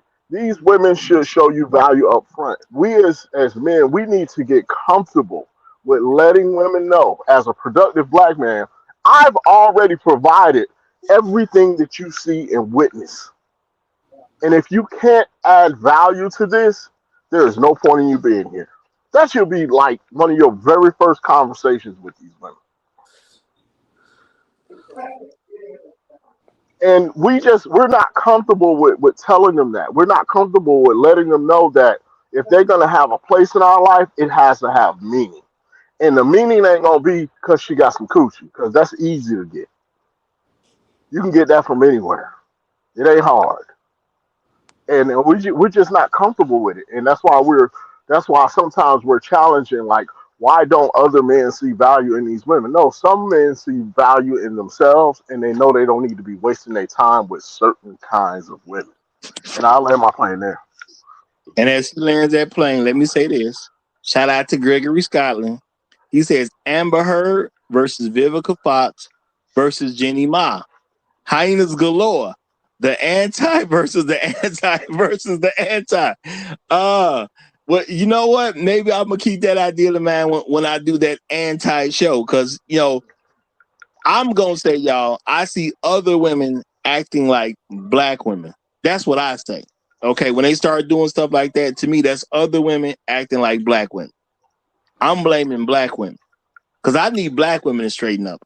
Other women straighten up. It's cool that they do, But I ain't really that concerned at the end of the day. So I just say them women act like black women, and it is what it is. And I'm gonna say yes, brother, you make a great point. See, the thing is, we as black men, we don't even consider asking women for value.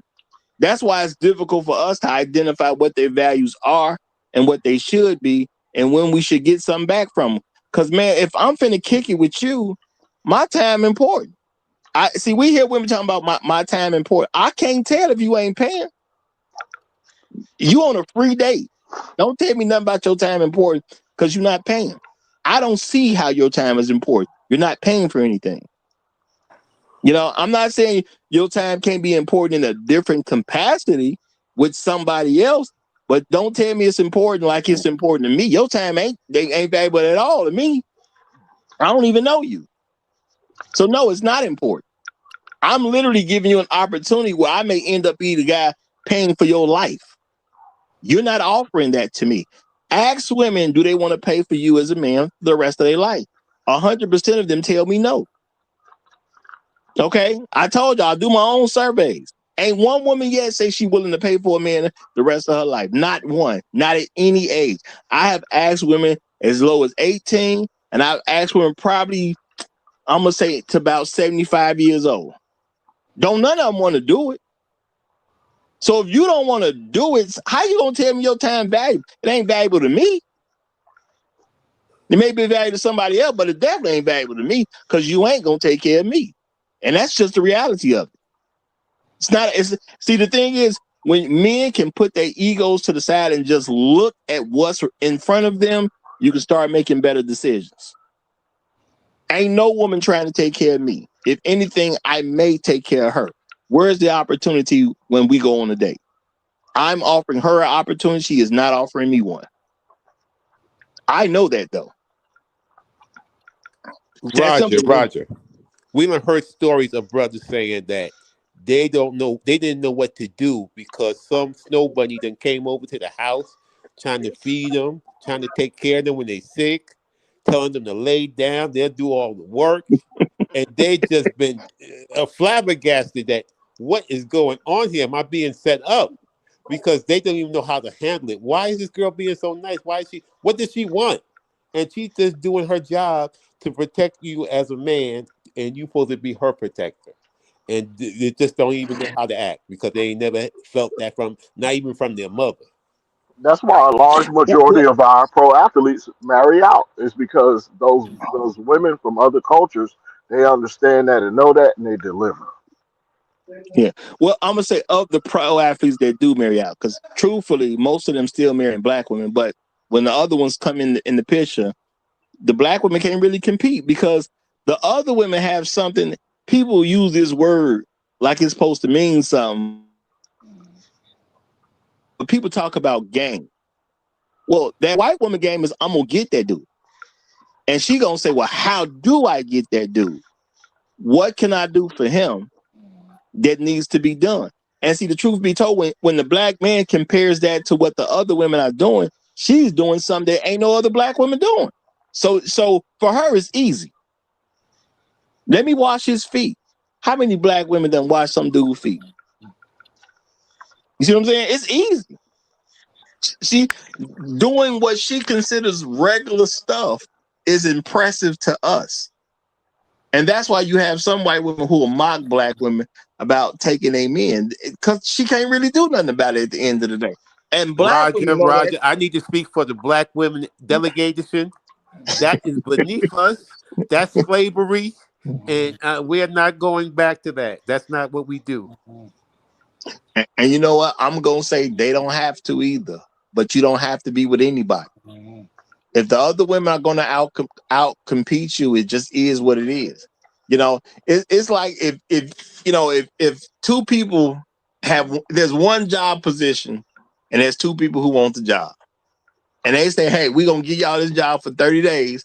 One of y'all going to be here for a while. The other one we going to let go. Now, I've been in these little situations. Okay. So what do you do knowing that they're going to get rid of somebody in 30 days? You going to perform. Now, if you would take an attitude, well, I ain't finna do all this extra stuff because I don't even know if I'm going to keep this job. I ain't coming early because I don't even know if I'm gonna keep this job. I ain't trying to do the work of two people because I don't even know if I'm gonna keep this job. And the other person working they behind off, coming early and staying late, you can't even trip when you the person that get fired. There's no reason for you to trip. So my thing about white women or whatever you see as a non-black woman, my best advice to black women is you supposed to make it where the white woman could never get into the picture. But how do you do that? That means you got to marry early. Well, I don't know what he gonna be. And so you want him to take a risk, but you ain't got to take none? That's your own fault. Well, they owe us something. Now, once a dude is on the world's market, you can't trip because other women were smart enough to jump on him when you had him exclusively to yourself. So any black man who become famous, you know what I'm saying, because he's an athlete or any other reason, when he was growing up with y'all should have did something with him.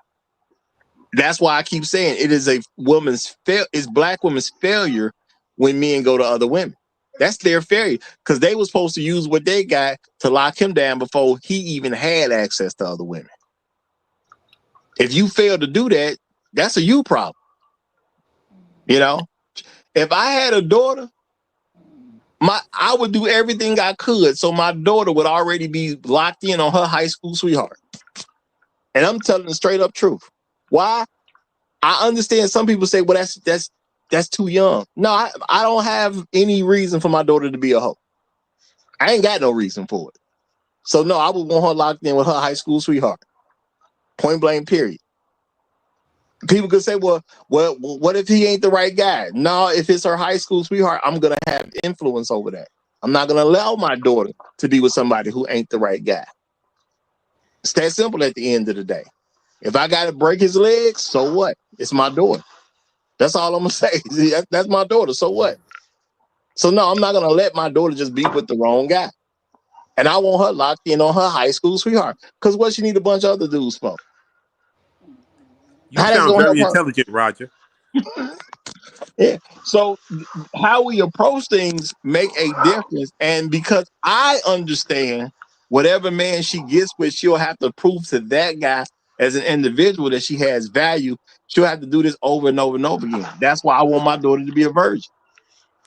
Why? Because you can't not be a virgin and then go to the next man and not have sex. Because you got to prove to him that you like him.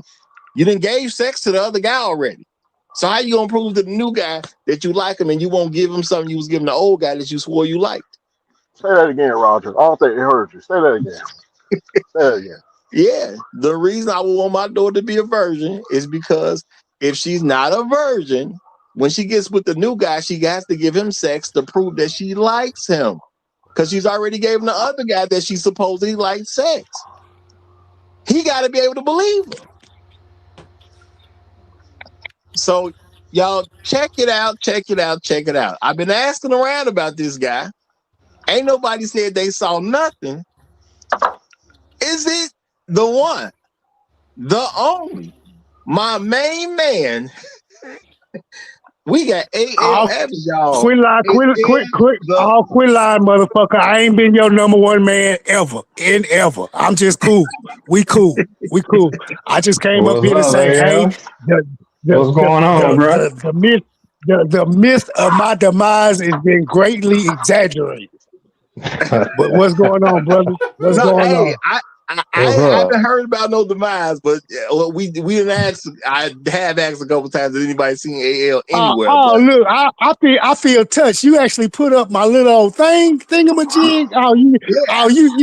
You really fucking like me. You really fucking like me, Roger. I'm impressed. Oh my God. I was wondering if I was gonna have to lay down undercover cuss out, but I know I'm still on hot water with certain people. So you know, I'm gonna be nice. I'm gonna behave. But I hope all is well with you boys, man. I ain't forgot about y'all. I'm just on the down low, just not that kind of down low. I'm just staying away from society right now. It's best for my health. Okay. And because I was a little concerned with you because ain't nobody heard nothing in the wilds as you know. So I was just getting a little concerned. Man, I had to get away from all y'all, man. Y'all was making my pressure rise. Well, yeah, well, we Sound won't keep like he, the pressure together. That's sound for like he, sound like he been talking to hot sauce. Oh no. well. Oh no. Shout out to Afro Merchant. He says, "Salute, AL. Hope all is well," and that's real It talk. is, brother. It is, brother. Thank y'all. Thank y'all for y'all worrying and y'all support if y'all was thinking about me. I'm still manosphere, 18 wheels down and bound. I'm gonna haul all these loads and I ain't gonna give a shit. You know. And Black Rule Strike says, "Glad you are still amongst the living, AL." Yes, Oh brother. And yeah. we just wanted to know you was doing well because ain't nobody heard nothing. I was like, Oh "Y'all yeah. see AL on any panel?" And everybody was like, "No, I ain't seen him. I ain't I, seen I, him." I'm gonna keep it a buck with y'all. I'm gonna just tell the truth. My old phone, my old faithful phone, it just up and decided to die on me. The battery just gave all the way out. So I said, well, fuck it. I don't need none of it. I just shut down all communications with everybody. Shit. It wouldn't if it wasn't for my daughter saying, "Hey, here, daddy, take this phone." I was like, I don't need no phone. I don't need people. For what? Y'all do nothing but get on my nerves. I know it. I'm tired of saving y'all, trying to save y'all. Don't nobody listen to me. So shit. Let me shut up and just go away for a while. Well, we appreciate you, brother, and it's good to hear from you. Real talk, brother. It's good to hear from you. Yeah. Say where that cat at, man? Y'all know I'm looking for him. Where he at? Where Sensei at? I'm looking for him. Where is BGS? Is he still alive and well? Yeah, he was just streaming. Yeah, he was just streaming. Yeah, not today, but yesterday, day before. He's been streaming. He's been doing his thing. So he around. He around. You When know. when when I get this, I got my SIM card to my old phone. I just got to activate it to this new one, but I'm too proud to ask a lot of people for a lot of stuff. So, and I ain't even finna lie to y'all. I'm a truck driver. Y'all know I'm computer illiterate. I don't give a fuck. Admit it, hands up, raising it all the way in the back row. And I just say it like that. So until I get this stuff situated and get my SIM card rebooted to this one, shit, I'm using somebody else's phone right now just to say, hey, Okay. Well, that's I'm no. gonna say I am definitely glad to hear that your daughter gave you a phone. That actually says that there's some nice stuff implied in that. So I'm glad to hear it was your daughter that gave you a phone. That's good. I'm glad to hear that, brother. Glad to hear that. Oh, Yeah. she still ain't talking to me. She still ain't talking to me. It is what it Hey, is. she gave you a phone just to let you know she ain't talking to you. Damn. No, no. Well, I secretly think it was my ex-wife, but she was like, my ex-wife was like, Jasmine wants you to have this. And I looked at her, I said, she know I ain't finna mess with no pink phone. I was like, what is this? She said, no, here, put the black cover on it. Yeah, because we know how you do. I said, pink on me? Oh, no. We're finna do Well, I'm it. glad they at least add, to know not to give you a Y'all pink boys phone. talking about some interesting stuff tonight, man. I say, man, let me just say, hey, no, y'all keep talking y'all smack, cause y'all know we gotta reform them, cause they still want to be in the ways of they don't care, they go do what they want, they don't give a damn. It is what it is, you know. But as long as they like that, and you just look at them and roll our eyes and walk on by, and why they don't talk to us? Why they won't engage? For what? Why? You done showed your raw naked ass for like 3 decades and running, and it's still going. So I'm like, we're gonna be nice, we're gonna be cordial, but we're not trying to save you. Save yourself. That's what we concentrating and focus on. Don't you want it to be black unity amongst us? Why? You talk bad about us too much. You won't listen, you won't communicate, and you just don't listen, which equals hard-headedness. I ain't got time for that. And I know all you civilized gentlemen up there ain't got time for that. So just keep rolling your eyes at them, laugh at them as they stroll down the street and they act their ass and they clown. They like to dance on tables and shit in front of the white man. Never forget that. Oh, this is creators evil twin. I, I I, mean, I think it was somebody in the YouTube world that just wanted me to open up my mouth again and just come say hey to y'all. I'm still Black Manosphere down and bound. Trust me. I ain't gave up my card. we I'm just wanted to know you was good and alive and doing all right, brother. That was the number one thing. That was the number one thing. We want to know that you're still amongst the land of the living and yeah, everything is yeah. cool. It was like July the 14th, and my phone decided to say, "Hey, it's time to blow up. It's time to self implode." And I said, "Fuck it." Yeah, because I was sitting there like, y'all seen them anywhere? And everybody was saying no.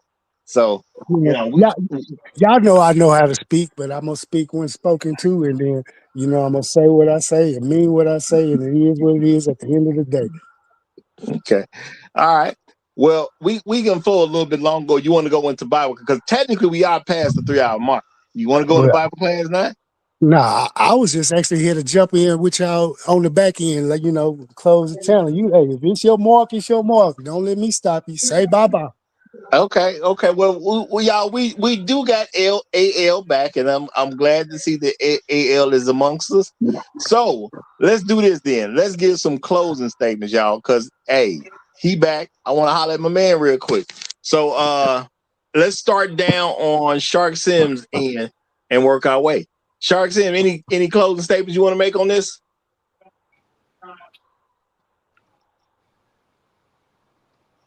Okay, I'm gonna say Shark in the bathroom, y'all. Shark must be in the bathroom. No placeholder. You got it. And you're on mute just if you don't know. No placeholder. He eating some curry goat right now. $30 curry goat. You know what? Okay, yeah, I'm gonna let that stay. I'm gonna let him eat the curry goat. I'm gonna let him eat the curry goat. Jado, any last statement you want to make on this one?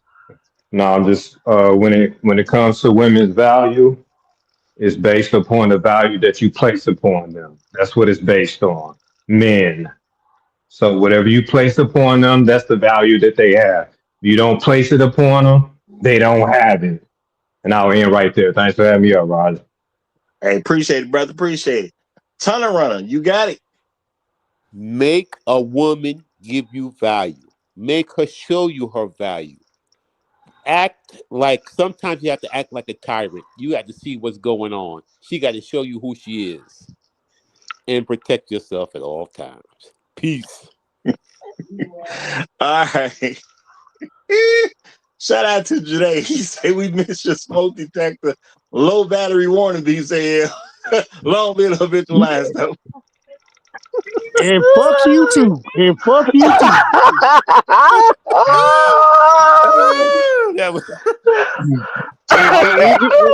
It was just my smoke detector, right? Not nobody else, just mine. You just like, I'm not accepting this shit. Bullshit. Some of you other motherfuckers got bad smoke detectors too. Shit. I think he just playing. I wouldn't even put it up. The Great Black Reset. You got it, my brother. Any last comment? Yes, sir. Gentlemen, it's important to know that you have value and understand your value in that you are giving value to the women that you allow in your immediate vicinity. Therefore, you should be requesting that they provide value or provide their absence. I'll land right there.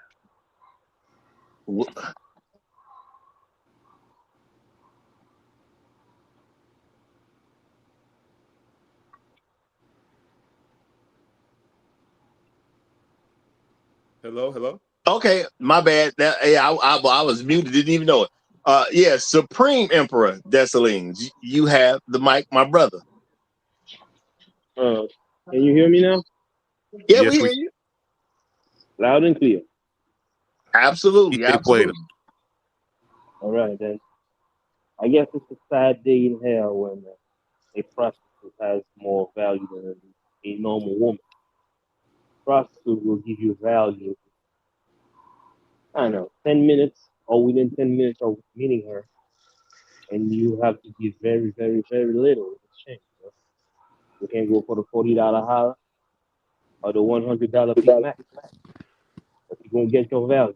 Meanwhile, strong and independent woman don't ask you to go to heaven in hell, and only thing you're going to have to show for it is just more bills, more headaches, more stress on your health, and shorter lifespan as a quote unquote married man. I call your slaves, but I just mean it.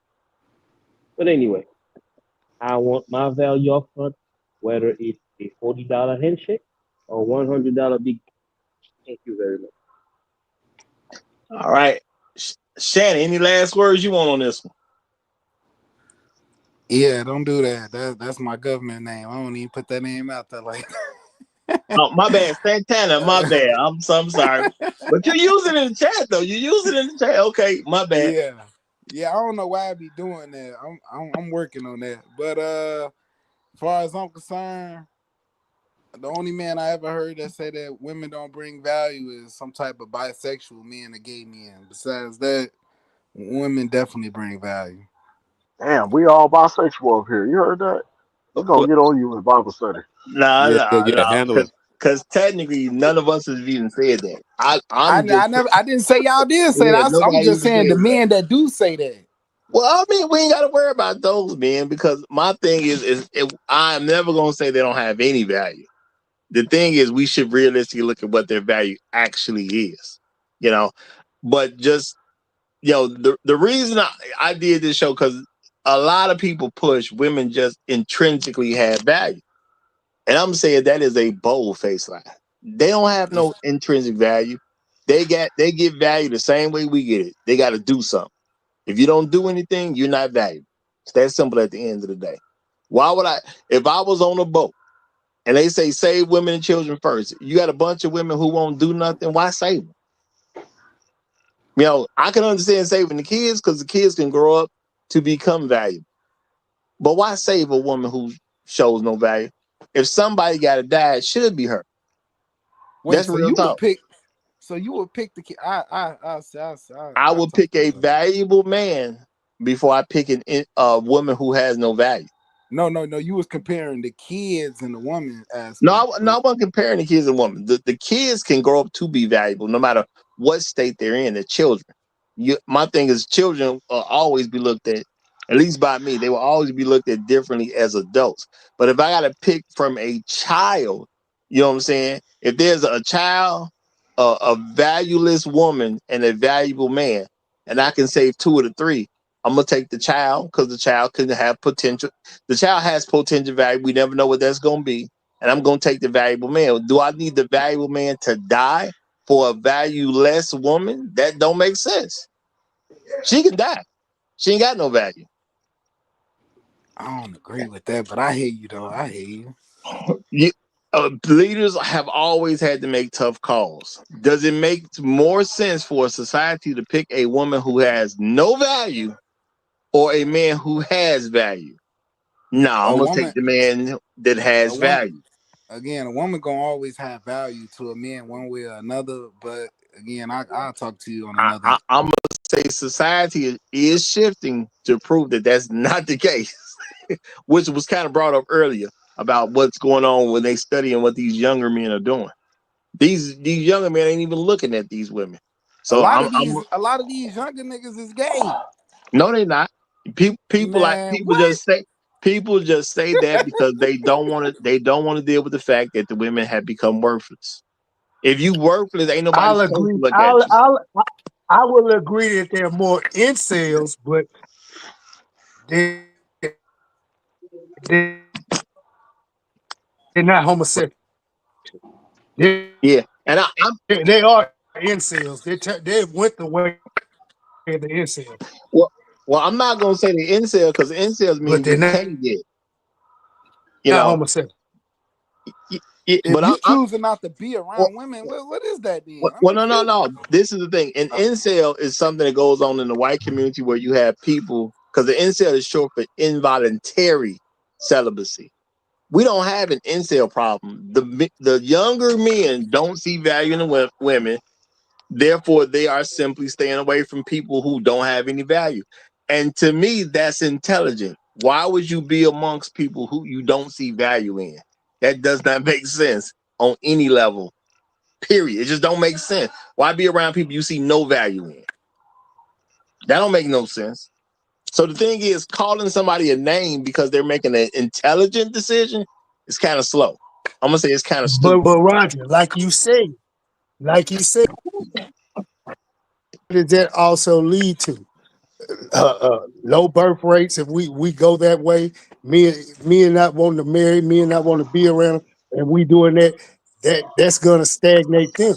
in the end. You know, and I mean, this is for those guys on the panel that don't like the fact that we're gonna our society is gonna implode if we keep going that route, and we do know it's gonna happen, but at this point, it's technically nothing we can do. They've already opened up Pandora's box on it. All this disease and the other gen after that. These guys don't care, man. They see how these women have been treating us and treating their fathers and their uncles and grandfathers and whatnot. They seeing what society has done to them and doing to them. They're voluntarily checking out. That's why I said, yeah, I lean more towards the incel side. They're actually What, practicing this. but no. But the thing is, that's not an incel because it's not involuntary celibacy. It's they're choosing to not be involved in stuff that ain't good for them. That's a clear choice being made. So they're not incel. They're just making a rational decision to do something that's going to benefit them Okay, so before they make a decision to do something that's going to hurt them. That's called monk mode. Well, so we're gonna have to give them a new label. Then they're gonna have to have their own label because they're doing damn near everything but touching these women. They're walking past them, dude. I'm literally watching it happen down in Texas. No. And dude, we like to fucking take. That's a real thing amongst some younger men. That is a very real thing. But my thing is, I can't insult them because they don't want to be a part of nonsense. You know what I'm saying? That it makes sense to not be a part of nonsense. It makes sense to avoid something that doesn't come out with a good end for you. That's just being intelligent. I would walk into a burning building without equipment. Because that's just intelligent. And some of them same brothers are going overseas and they change up a whole lot when they get overseas. And that is true. That's a weird thought process, boy. That's weird. No, it's not weird to stay away from something that's no good for you. It's weird to want to be around something that's no good for you. It sound like those guys is. It sound like those guys is assuming that all women are the same, and no, people ain't assuming all women are the same. The thing is, I'm talking them incels. No, an incel is people that's a small group of white men. I don't care nothing about them. What I'm saying is men that are avoiding women because they don't see value in them are doing the right thing at the end of the day, because why would you go to something you see no value in? And what my point is that mean you're thinking that all women are the same and they don't bring no value to you. No, it don't mean they think all women are the same. The thing is they haven't met a woman with value. If they meet a woman with value, then something will happen. But the thing is, it's weird because they're requiring value. And most men ain't never required value of a woman. So it's weird when you don't require any. The same way I said I got to see value within 30 days. Let's be realistic. When I said that was a new thought for you. You was like, well, how's she gonna give me value in 30 days? You literally asked the question about how can she give me value in 30 days? Because you don't have a mindset that says I am valuable, therefore I require value. You know what that sound like? How you explain the incels? It sounds like I'm not explaining incels. Incels is a small group of white men who cannot get pussy. I don't care nothing about them. I'm talking about men who are walking away and they don't want to be bothered with women who don't have value. That is a growing number of younger people. And my thing is, how can I tell them as a grown man it's a bad idea to stay away from something that doesn't bring value to you? I can't say because it don't make sense. I'm not gonna lie to you, and I agree with you, Roger. But for the younger guys, it's getting a little weird because they stop looking at women as valuable, and it kind of is messing their minds up to the point where now they looking at trainees as more valuable than the women. It's like no, because men men have not gone off to be gay. A lot of women have gone into let's be real. A lot of women are now classifying themselves in LGBT communities. That's not happening amongst the men. The women, they shooting up the chart. The men know you still got to convince a man it's a good reason to put a dick in his mouth. Most men just ain't gonna put no dick in their mouth, bro. It just is what it is. It's just not gonna happen. Okay, it just ain't gonna happen. You got to be a different kind of breed to put a dick in your mouth, and that's not happening amongst young men. So calling them gay, I can't buy into it. Now if they start doing that, I'm gonna say what it is because it's the truth.